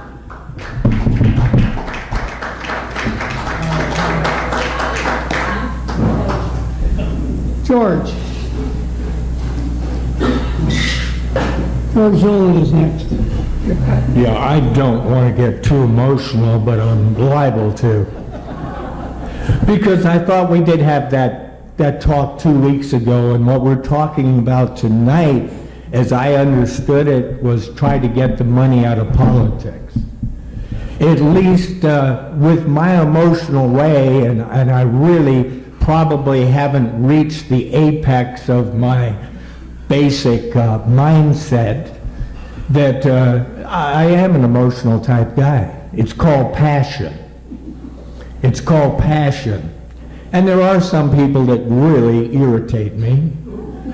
And I'm sure I irritate some people also. And I always say that I'm as charming as I want to be and as nasty as I need to be. But I'll tell you, Bobby did a great job tonight. And I think it was pretty obvious that getting the money out of politics is what he was talking about. Having a constitutional convention to actually have the states repeal what the Supreme Court did in Citizens United. No doubt about it. And if we can't see, which I did do a talk of on money in politics before, not quite as good as Bobby, but pretty good in my mind. But I'll put it this way, that we have to. If we want to have this thing, see, I don't believe corporations are people. There may be some people here that believe that, and I'm sure there are.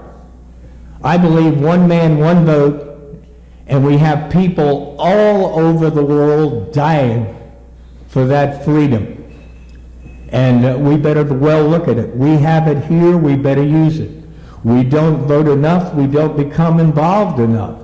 The people at these meetings are involved, even if I may disagree with them, or they may disagree with me, at least they're thinking people. You know what I mean? It's the people that don't care and don't want to get involved in anything, and don't even, they have their mind made up regardless of the facts. And this apathy is what really irritates me. It gets my emotions really up. Thank you.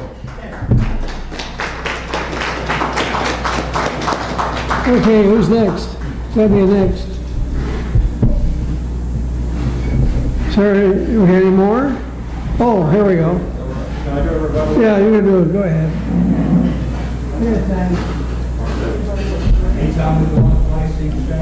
Yeah, if you want. Well, George has redefined the issue here, and I say redefined not in the sense that he's changed the definition, he's just focused us more on what the issue is here, and the issue is money in politics.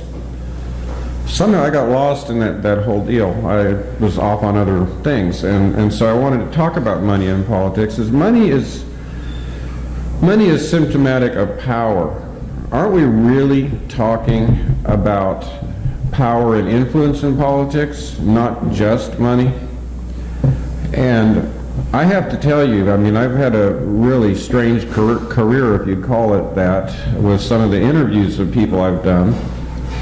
Interviewing people from different agencies, whistleblowers, people with threats on their life, people charged with treason, things like that. And the thing I take away from statements that have been made to me from insiders is they claim that no one is in any position of any significance in this country unless they know they can be controlled. Now, I mean, it's a very uncomfortable subject here. Well, you can control them by money, but you can control them by other means. There are a few notable exceptions. Somehow Dennis Kucinich slipped through. Somehow Ron Paul slipped through. A few other anomalies like that. But for the most part, we see Republicans voting for Democratic issues. We see Democrats voting for Republican issues. If you start studying the voting pattern, you'd almost think like there was some unseen hand moving our representatives who are there to represent our wishes, that something is moving them, something unseen. And I'm saying there's a very real power in the back halls. Jesse Ventura spoke about that when he became governor of Minnesota. He got called down to a, I'll call it a basement meeting. I guess it was some kind of meeting room down in the lower part of Minnesota's capital. He got called down there and he met with 23, 25 people. They were dressed just like anyone here, no particular dress code or anything, and they all introduced themselves and they said, we're with the intelligence community. And basically they told him, we're the people who call the shots. And he said, well, you know, I've been in tougher battles. Of course, he was a championship wrestler. I don't know what that means really, but anyway, he didn't necessarily go along with them, but I think it affected his governorship there some. When you realize it's really not the scene you think it is. It's not the game you think it is. So it's kind of like we're shadow boxing up here, but somebody's delivering real punches. And if I had anything to respond to George and contribute to the conversation here is the view of a conspiratorial view of our country's history over the last few decades, especially since the Kennedy assassination. We really don't know who's calling the shots here. Publicly, we don't. And I do think the American people are fed up to a point where they're basically saying no more. We're not going to have any more of this railroading. So I guess my question to deliver back to the speaker on this whole issue is, once the people do get motivated, what kind of a vehicle going forward can anybody give them as a way to express their voice, not the corporation's voice, but their voice? Because the system we have right now is profoundly broken. It's not just a matter of fixing a little bit of election reform here. I don't know if we talked directly about it at all, but one of the big issues that I've been focused on since 2000, when I had a chance to take the National Vote Fraud Convention held in Cincinnati, is the issue of computerized vote fraud. I will tell everyone here in this room that I am firmly convinced that unless we get computers out of the voting system, both in the precinct and downtown, and at every stage in it, we really don't elect anyone. And you know, there may be elections that are won or lost when it really doesn't matter, but when you have elections where the powers that be have a particular interest, say, you know, the military-industrial complex, defense contractor, someone like that, strangely, the computers always seem to count in their favor. Gee, isn't that amazing? So that's an issue in parallel with the issue we're talking about here. I can't say that anyone is more important, because they're all so important that if we don't deal with them, we don't have our democratic republic. Thank you.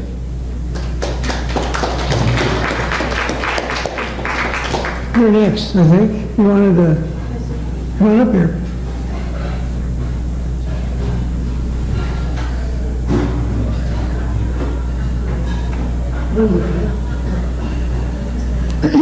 I'm Linda Sproul.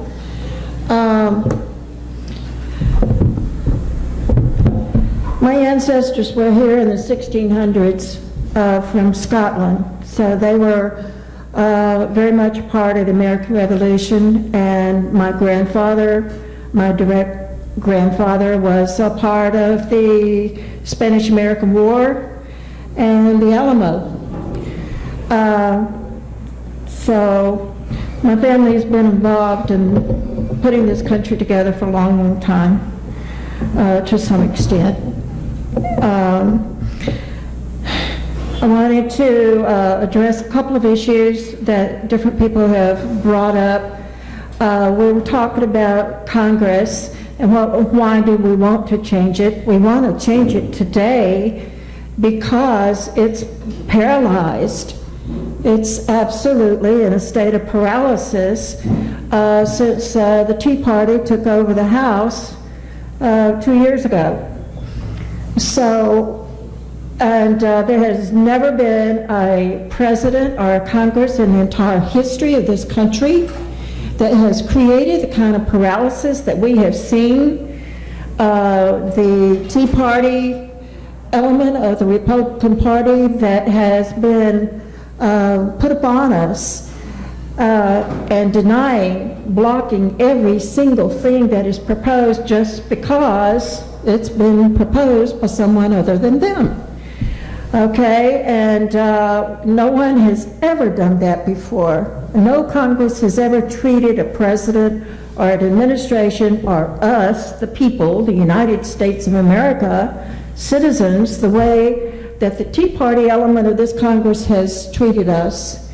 And that has got to change. And because of the gerrymandering, not only in Texas, but in Tennessee and Kentucky and all of the other states, whether it's Democratic or Republican gerrymandering, because of the way it stands today, we not only have to win, which we did in this last election, we won the popular vote for Congress, all of our congressmen, by over 1 million votes.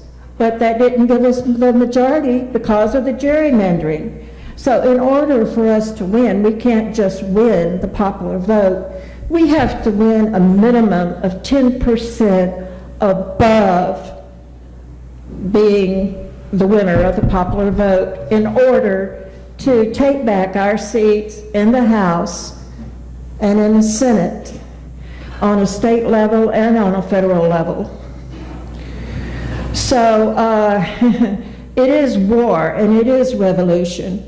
And no, we don't have to use the NRA's advice and take our little assault weapon and carry it around with us because of our emotions and our passion. That's not a good idea.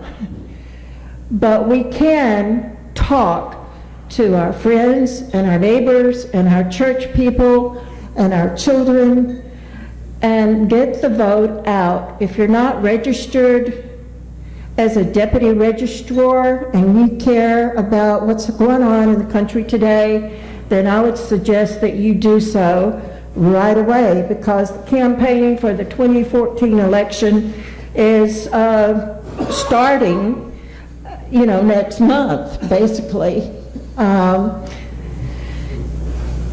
So we have our work cut out for us if we're going to win more than 10% of the popular vote over and above.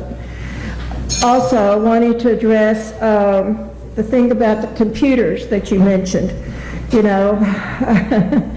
How, for instance, Florida, when John Kerry and, we were all watching the news and John Kerry was ahead, very comfortably ahead, and then all of a sudden everything was put on hold, and then came back and say,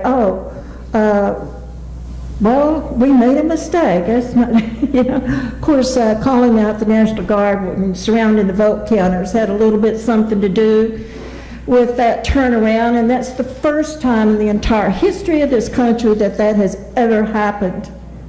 And we cannot let that sort of thing happen again. Our country has been taken over by a bunch of hoodlums, in my opinion.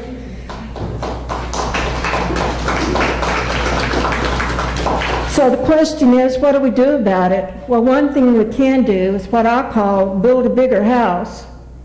And by building a bigger house, I'm not talking about my address on Bow Court. I'm talking about the House of Representatives. I'm talking about the Senate. I'm talking about Congress. Our founding fathers, if you're really interested in history, and read the Federalist Papers, It gives us a very specific ratio of representative per population count. We adhered to that ratio diligently in every election until about 1913, when New Mexico and Arizona became a state. And all of a sudden, I don't know who the president was at that time. I'm sorry, I'm not a history major.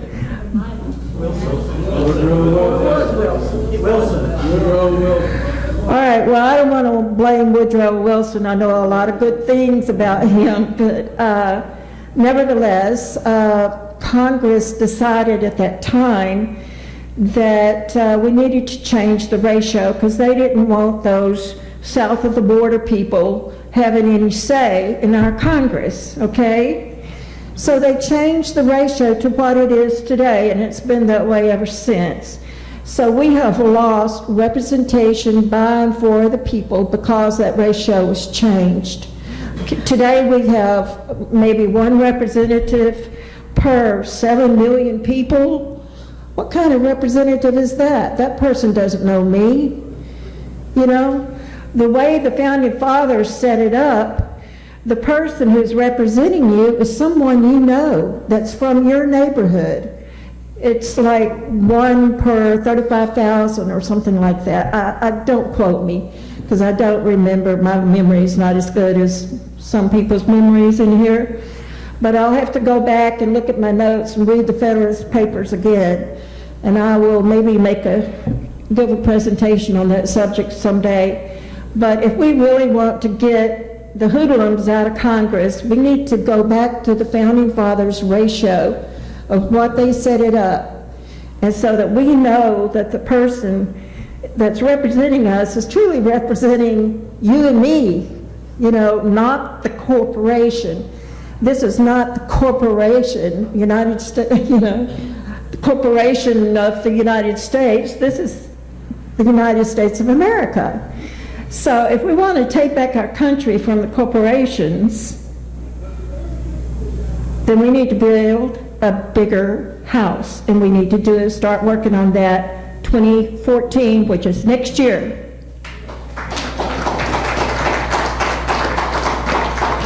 Okay, who's next? Any next? All right. Here's Bobby's, the bill for Bobby. Oh, sorry. Well, I have to agree with much of what you said and a lot of the things that I've heard this evening. And what I have found more and more in these meetings is that even though we're divided greatly into political parties, a lot of us have the same heart. We just see different modes of getting there. And the thing that has become so absolutely clear is what you brought out and what others have brought out. We have lost our government. It's been taken over by these large corporations and their money. And again, it goes back to Thomas Jefferson. He said that if we ever allow a private bank to take over control of our money, i.e. the Federal Reserve System, through inflation and deflation and the corporate structure that will grow up around that bank, they will take all of our property away from our children and leave them homeless in the land that we founded for them, to those effects.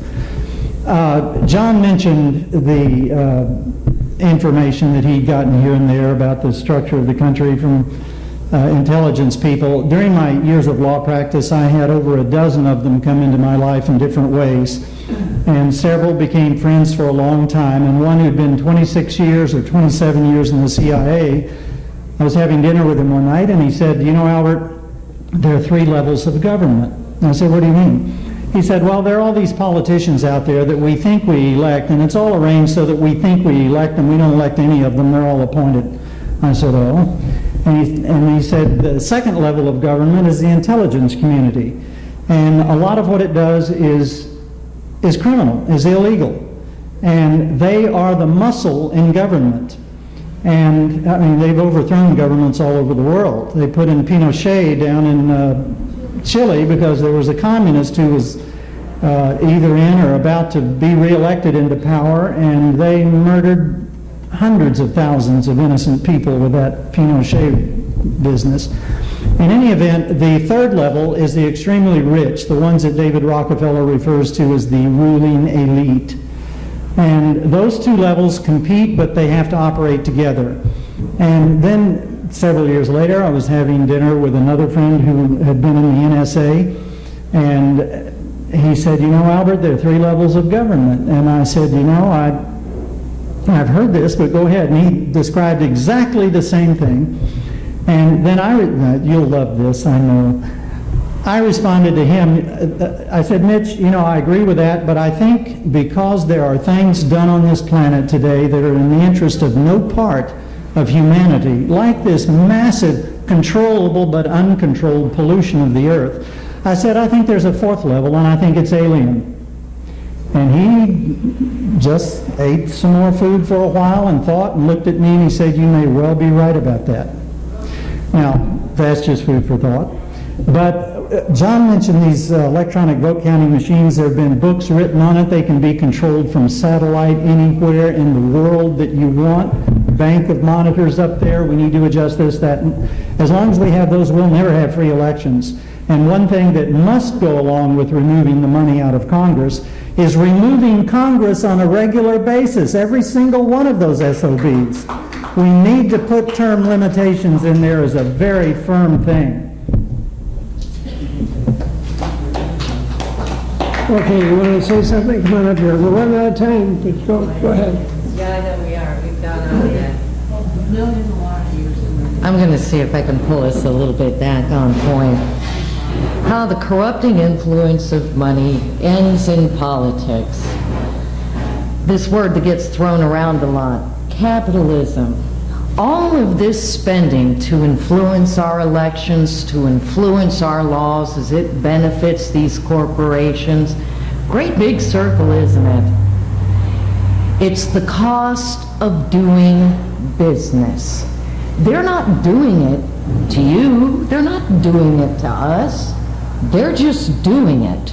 And as long as that service is available to them to disrupt elections, to take over government, to be big thugs, they're going to do it. It is the cost of doing business. It is these PACs, it's people like Karl Rove and Freedom Works and these lobbying firms. The golf courses are picked clean of retired politicians. And as long as those services are available and beneficial to these corporations in the ways that they are, how it affects us is of no issue. It is just the cost of doing business. And I know I'm preaching to the choir, but folks, we're cattle. We pay for their goods, their services, and their wretched things, and we work for minimal pay. And that cost of doing business will stop when it is no longer beneficial to them. They got a good taste of that in the 2012 election. We saw a little bit of Karl Rove looking like a deposed pagan god. I really enjoyed that. However, I think it's a little idealistic to think that we could just do it worldwide methodically. We have to look at where it started. They taught us in business classes, hey, a lot of corporations set up in Delaware because of their lenient tax structure. What do you think of our state tax structure? Who's been setting up down here? Exxon, Halliburton, people like that. A lot of this crap started down here, and I think a lot of it's going to have to be fixed here. And the domino effect is going to take on worldwide. But these super PACs and their influence in politics is simply the cost of doing business, and they are buying that good and service. And the good news is when it comes between me and some broad with $6 billion, we each only have one vote. The rest of it's smoke and mirrors, folks. Remember that.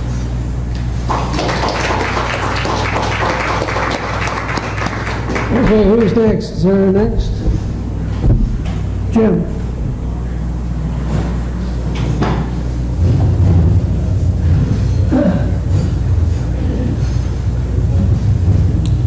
Well, I'll say just a couple of things tonight. First of all, I totally agree with our speaker's comments about the humongous impact of motorcycles going by with the windows up when you're talking. We can get all intense and serious, but then zoom, there it goes, you know. No, I agree with the humongous influence of money in politics. It exists all over the world. It happens in different formats, but it's always happened. And it continues to happen. If you go all the way back into the feudal world, the Catholic Church with its donations put in the hands of the priests, they controlled the kings. And so, if you're a history major, you can track back to the beginning of time and you can find similar situations. The purpose for my questions tonight really related to the passage specifically of outlawing corporate contributions. I think most of us can understand what a corporation is. It's a company that's owned by individuals. And let me tell you briefly what happened in the corporation before they passed the law.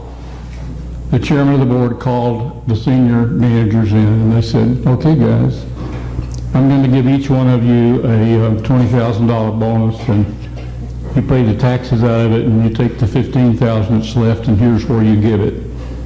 And if you want your job next year, they didn't need to verbalize that, but that was the system. Because the corporation couldn't write a check to the Democratic National Committee. That was a prohibited transaction. The labor union could not either. But guess what? They were giving the money, you know. They just gave it to something that wasn't prohibited. So what this ruling of the court did was it allowed Company X to write the check themselves instead of having to go through that convoluted exercise. My point is this. Basically, people who are smart enough to run a business are very intelligent, they're very bright, and they know how to manipulate. And you use the example of the Rockefellers and the Carnegies and the others back in the 1800s. They were doing those things. We all read about them in history. If you go to school now, you don't get history, but in our generation bracket, we did, and we learned. I get education far from generation. I understand, but people in the schools now, the public schools, are telling us what's omitted, and there is a lot because they're forced to do things they're forced to do. Anyway, that's not my point. My point is this: people can manipulate money. I don't have any problem with telling corporations you can't make contributions. We never really passed a law saying that, but the court decided that the Constitution said that. And if we change it, I would not vote against that. But I know full well that when it's all said and done, the manipulators are going to be manipulators. And to the extent that they, under this ruling of the court, they can stand out here on the street corner in public view and do what they're doing, and nobody can tell them not to do it. If you outlaw it, it goes down below the surface. And it won't go away, because we're still humans. People have to behave the way they think they have to behave. And I don't like it, and he doesn't like it. It's very difficult to fix. I think we're knowledgeable in that we ask and we read and we research and we learn a lot, and hopefully we influence some of our friends. And I want to see improvement. I'm not opposed to what you're talking about doing. My only questions were to make the point of what I've just said. People are manipulators, and they're very cunning, they're very smart, and they know how to manipulate a lot of things that we don't have the time to do. I read one simple poll this week that tells us how little people out there in the public know. 49% in polls said they don't understand very much at all about the new Health Care Act. Here we've been talking about it for 2 years, and people are just flat not paying attention, and they won't until it affects their pay stub, and then they'll look. So we look, but we have to talk to our friends and say, hey guys, there's some things you ought to be interested in. And thank goodness we have a vehicle to do it. Thanks for coming tonight. Okay, who's next? Who next? I have a little additional comment about Jim. You keep saying who's next. Quit asking who's next. I just happened to be on a conference call these last few days where one of the wealthy elite was weighing in on the subject of LLCs and trusts. And he was explaining how his family conducted business and how anyone who was expecting to protect their money and pass it on to another generation who was not paying upwards of $50,000 to have their trust set up was probably just wasting their time. Now, that wasn't what I was expecting to talk about exactly, but what the man was really telling is, if you got enough money, someone will find a way around any law you write. The wealthy, there's all this stuff about tax the rich, tax the rich, tax the rich, and who ends up getting hit? We don't even have a middle class right now. I mean, it's just like collapsing around us. And, you know, so what if the stock market says it's up, the dollar's down? I mean, whatever. Well, actually, the dollar came up a little bit, but that's my point. Thank you.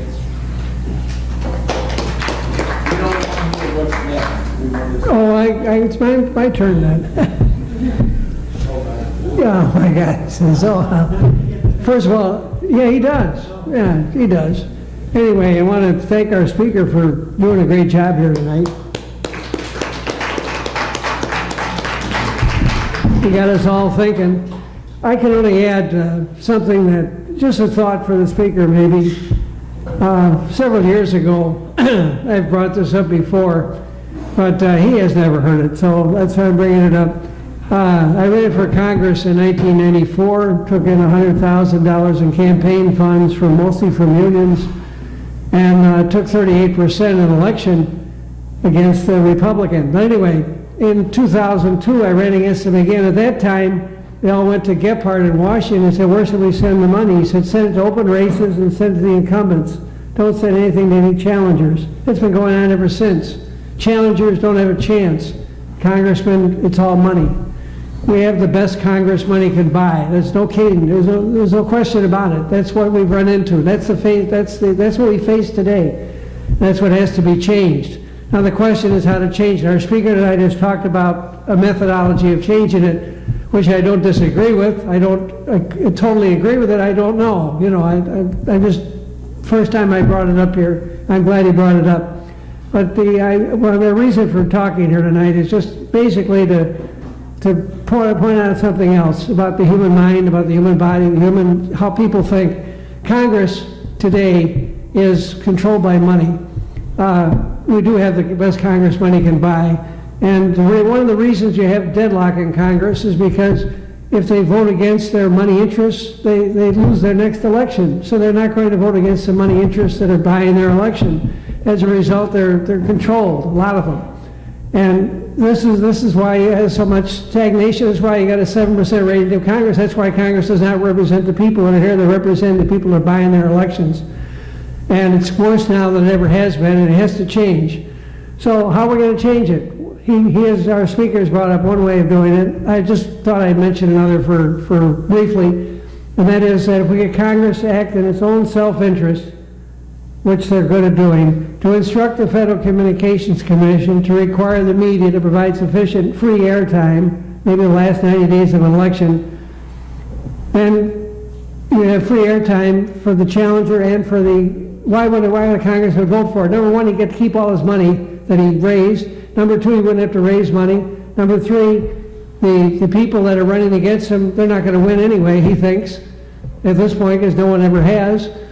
So maybe that's how we could do it. At least we bring the election back to the people. The people would then have the election, and a challenger would have a chance against an incumbent. And if we got the right message out, he could win. That's just for what it's worth. I think that's something for the speaker to think about. But I want to thank our speaker for being here tonight. I think he did a terrific job, and he's got the last word now for all these things that have been said. I wanted to give this back to you.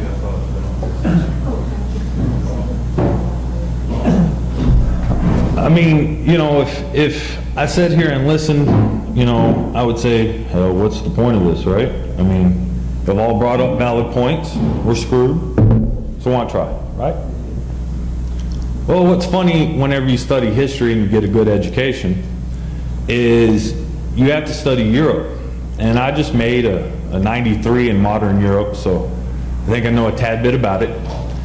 And in Europe, there was the three estates. You had the monarch, you had the people who were the rich, the wealthy, the nobles, and then you had the clergy. Those were your three estates, right? And it had been that way in France, since the Middle Ages. Hundreds and hundreds and thousands of years of it being that way. Couldn't be changed. What's the point? I mean, these people have been in power now for thousands of years. Hell, what was the point of Martin Luther challenging the Catholic Church? It'd been in power for 1,300 years. But look what difference those people who dared to dream made. What difference did Dr. Martin Luther King make? What difference did Chavez make? Cesar Chavez for the United Farm Workers. What difference did that line being drawn in the Alamo make? I mean, I can list a whole bunch of times throughout history where, guess what, guys? It looked impossible. I mean, until Obama won, I thought it was impossible for a black guy to win. Look what happened with that one.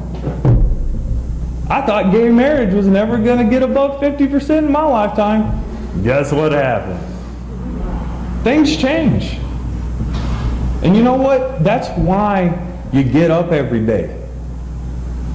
It's because the good book tells us, who are we to predict what will happen tomorrow? We don't know what will happen 5 minutes from now. The good book tells us to always have that faith, hope, and love. It doesn't say be pessimistic, give up, and hate. There are a few Americans, there are a minority of people out there that are very corrupt and evil. But you know what? When this boy in small town Texas had a speech impediment and all the well-to-do people wouldn't befriend me, it was a person of color who did. And that person of color helped me get over my speech impediment, and I helped him learn English. Because you know what? When you wake up every day trying, you never know when that angel is going to come. You never know whenever you're going to be the next lot and those angels knock on your door. You never know. The least amongst us will be the greatest in the kingdom of heaven. So, how did America get started since we had this oppressive three estates that could never be broken down? I'll show you.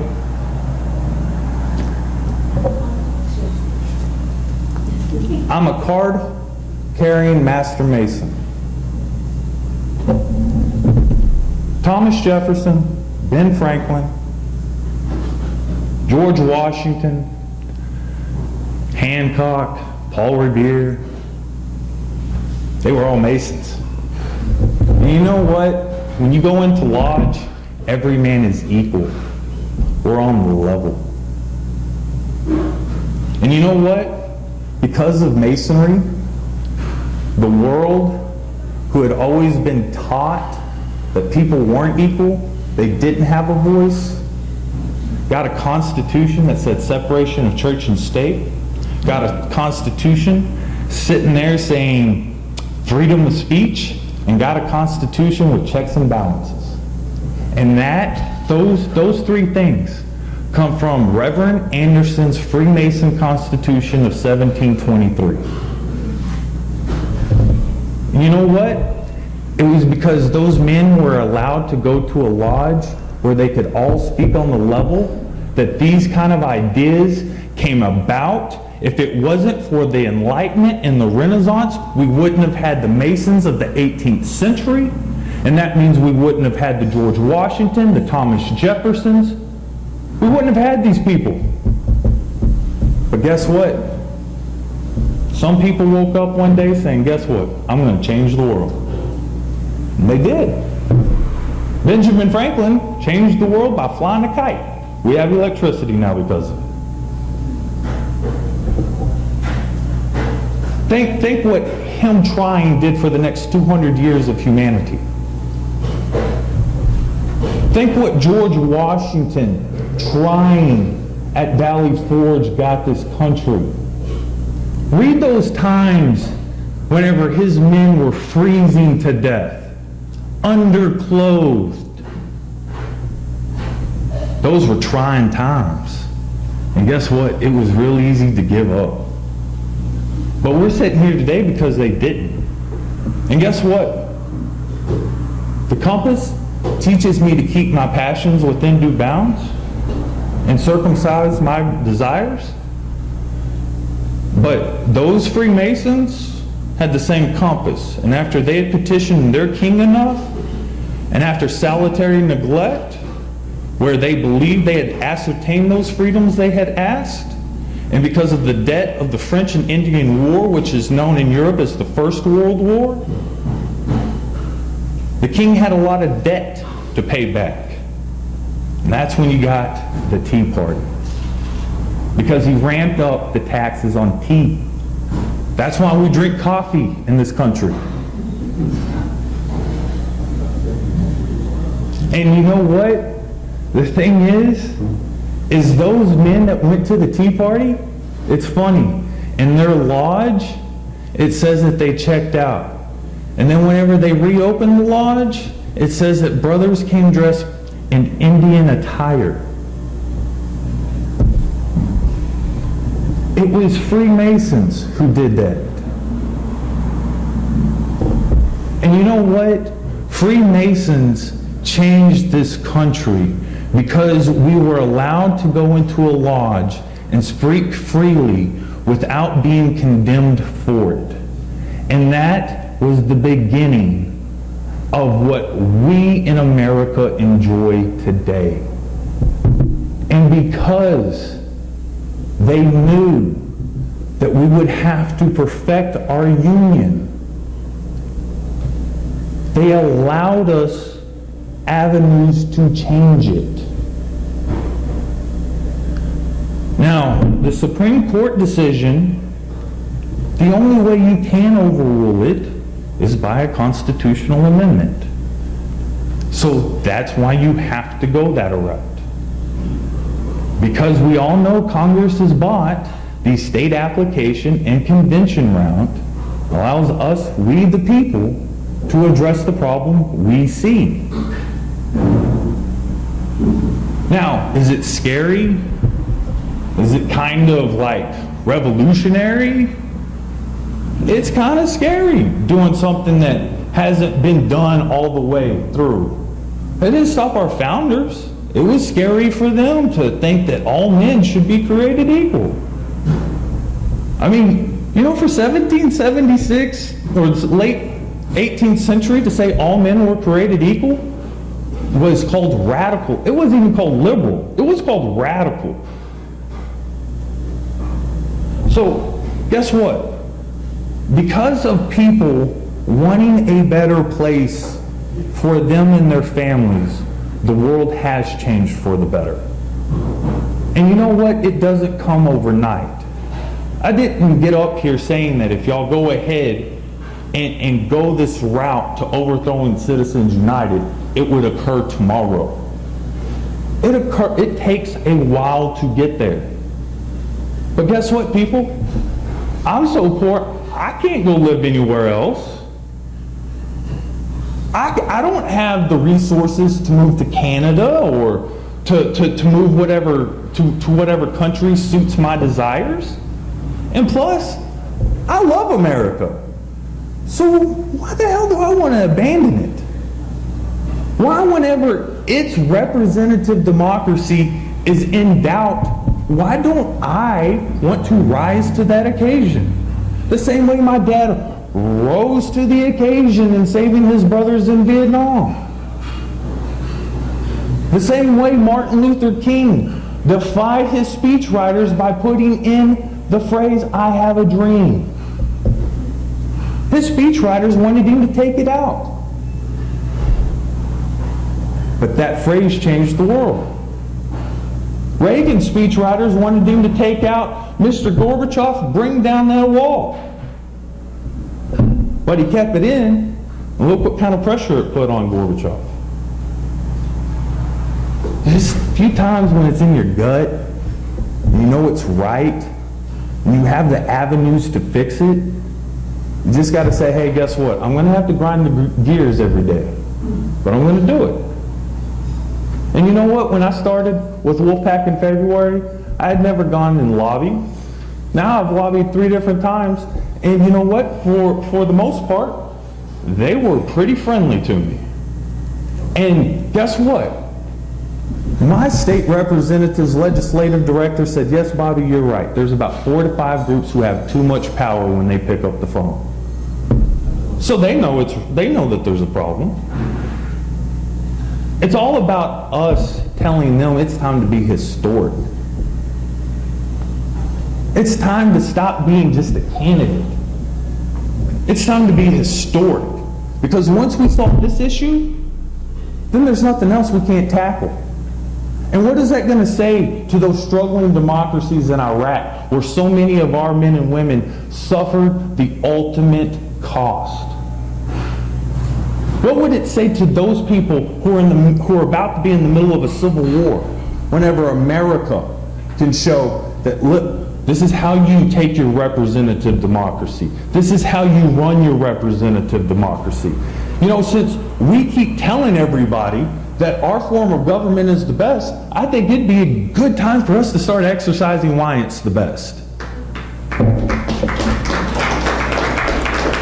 So, you know, I just want to finish with, you know, the founders expected us to use the Constitution and expected us to use the avenues that were given to us by the Constitution to make this a more perfect union.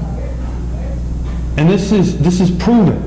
That's why they left the 3/5 compromise in there for us to figure out.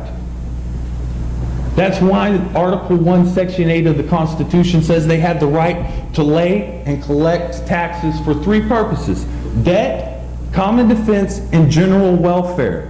Notice how debt and common defense are pretty well explained, but general welfare is pretty broad. That's the reason why the Affordable Health Care Act was constitutional, is because they have the right to lay and collect taxes for the purposes of debt, common defense, or, in the Affordable Health Care Case Act, general welfare. Same reason why Social Security, Medicaid, Medicare are constitutional. Now you think a bunch of conservatives, which is how our founders are painted, would have narrowed general welfare a little bit, don't you? No, they were a lot more progressive than we give them credit for. And that's why they gave us the Constitution and the avenues for we the people. We the people is not a conservative idea. If you don't believe me, go check Europe, you know, all the way up until the mid-1940s. I mean, it's really never been we the people over there unless we the people are just completely overthrowing the government in a very violent and horrendous way. But we get to overthrow our government by our vote.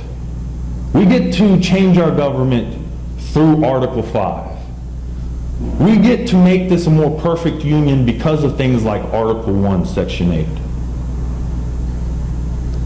So this is not a time to say, well, you know, there's really 3 classes here in America. Because guess what? There's always been 3 classes in every society that have been too powerful to overthrow. But guess what? The Aztecs aren't around, the Mayas aren't around, the Incas aren't around, the Egyptians aren't around. You know, the British Empire fell, the French Empire fell, the Spanish Empire fell. I mean, all these things that were once too big to be conquered have conquered and have fallen. So for those who say, why try? We just got too powerful interests involved. Man, that's been the case throughout history. And if you don't believe me, check where the Anglos came from and how Europe was. There's always been 3 estates over there. And that's why we have 4 states. And that's, the 4th one is supposed to be the media. So, you know, let's understand that, you know, what the back of the card says, and I think is probably the best quote we can get when it comes to this regard. It says, through their state legislators and without regard to the federal government, the people can demand a convention to propose amendments that can and will reverse any trends they see fatal to true representative government. And I wouldn't call Dwight D. Eisenhower a communist, a radical. I wouldn't call him any of those things. He was pretty conservative in most regards. Yet, the man who helped kill fascism, the man who saw fascism and its evils eye to eye, said, we can control any fatalities we see in our government, and we can reverse it. Thank you very much for your time, guys.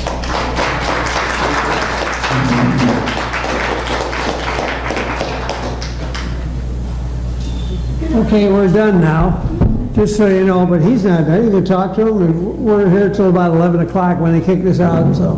This is a trial video, and if you like it, please let us know in the comments below, or like us, or follow us, and we will find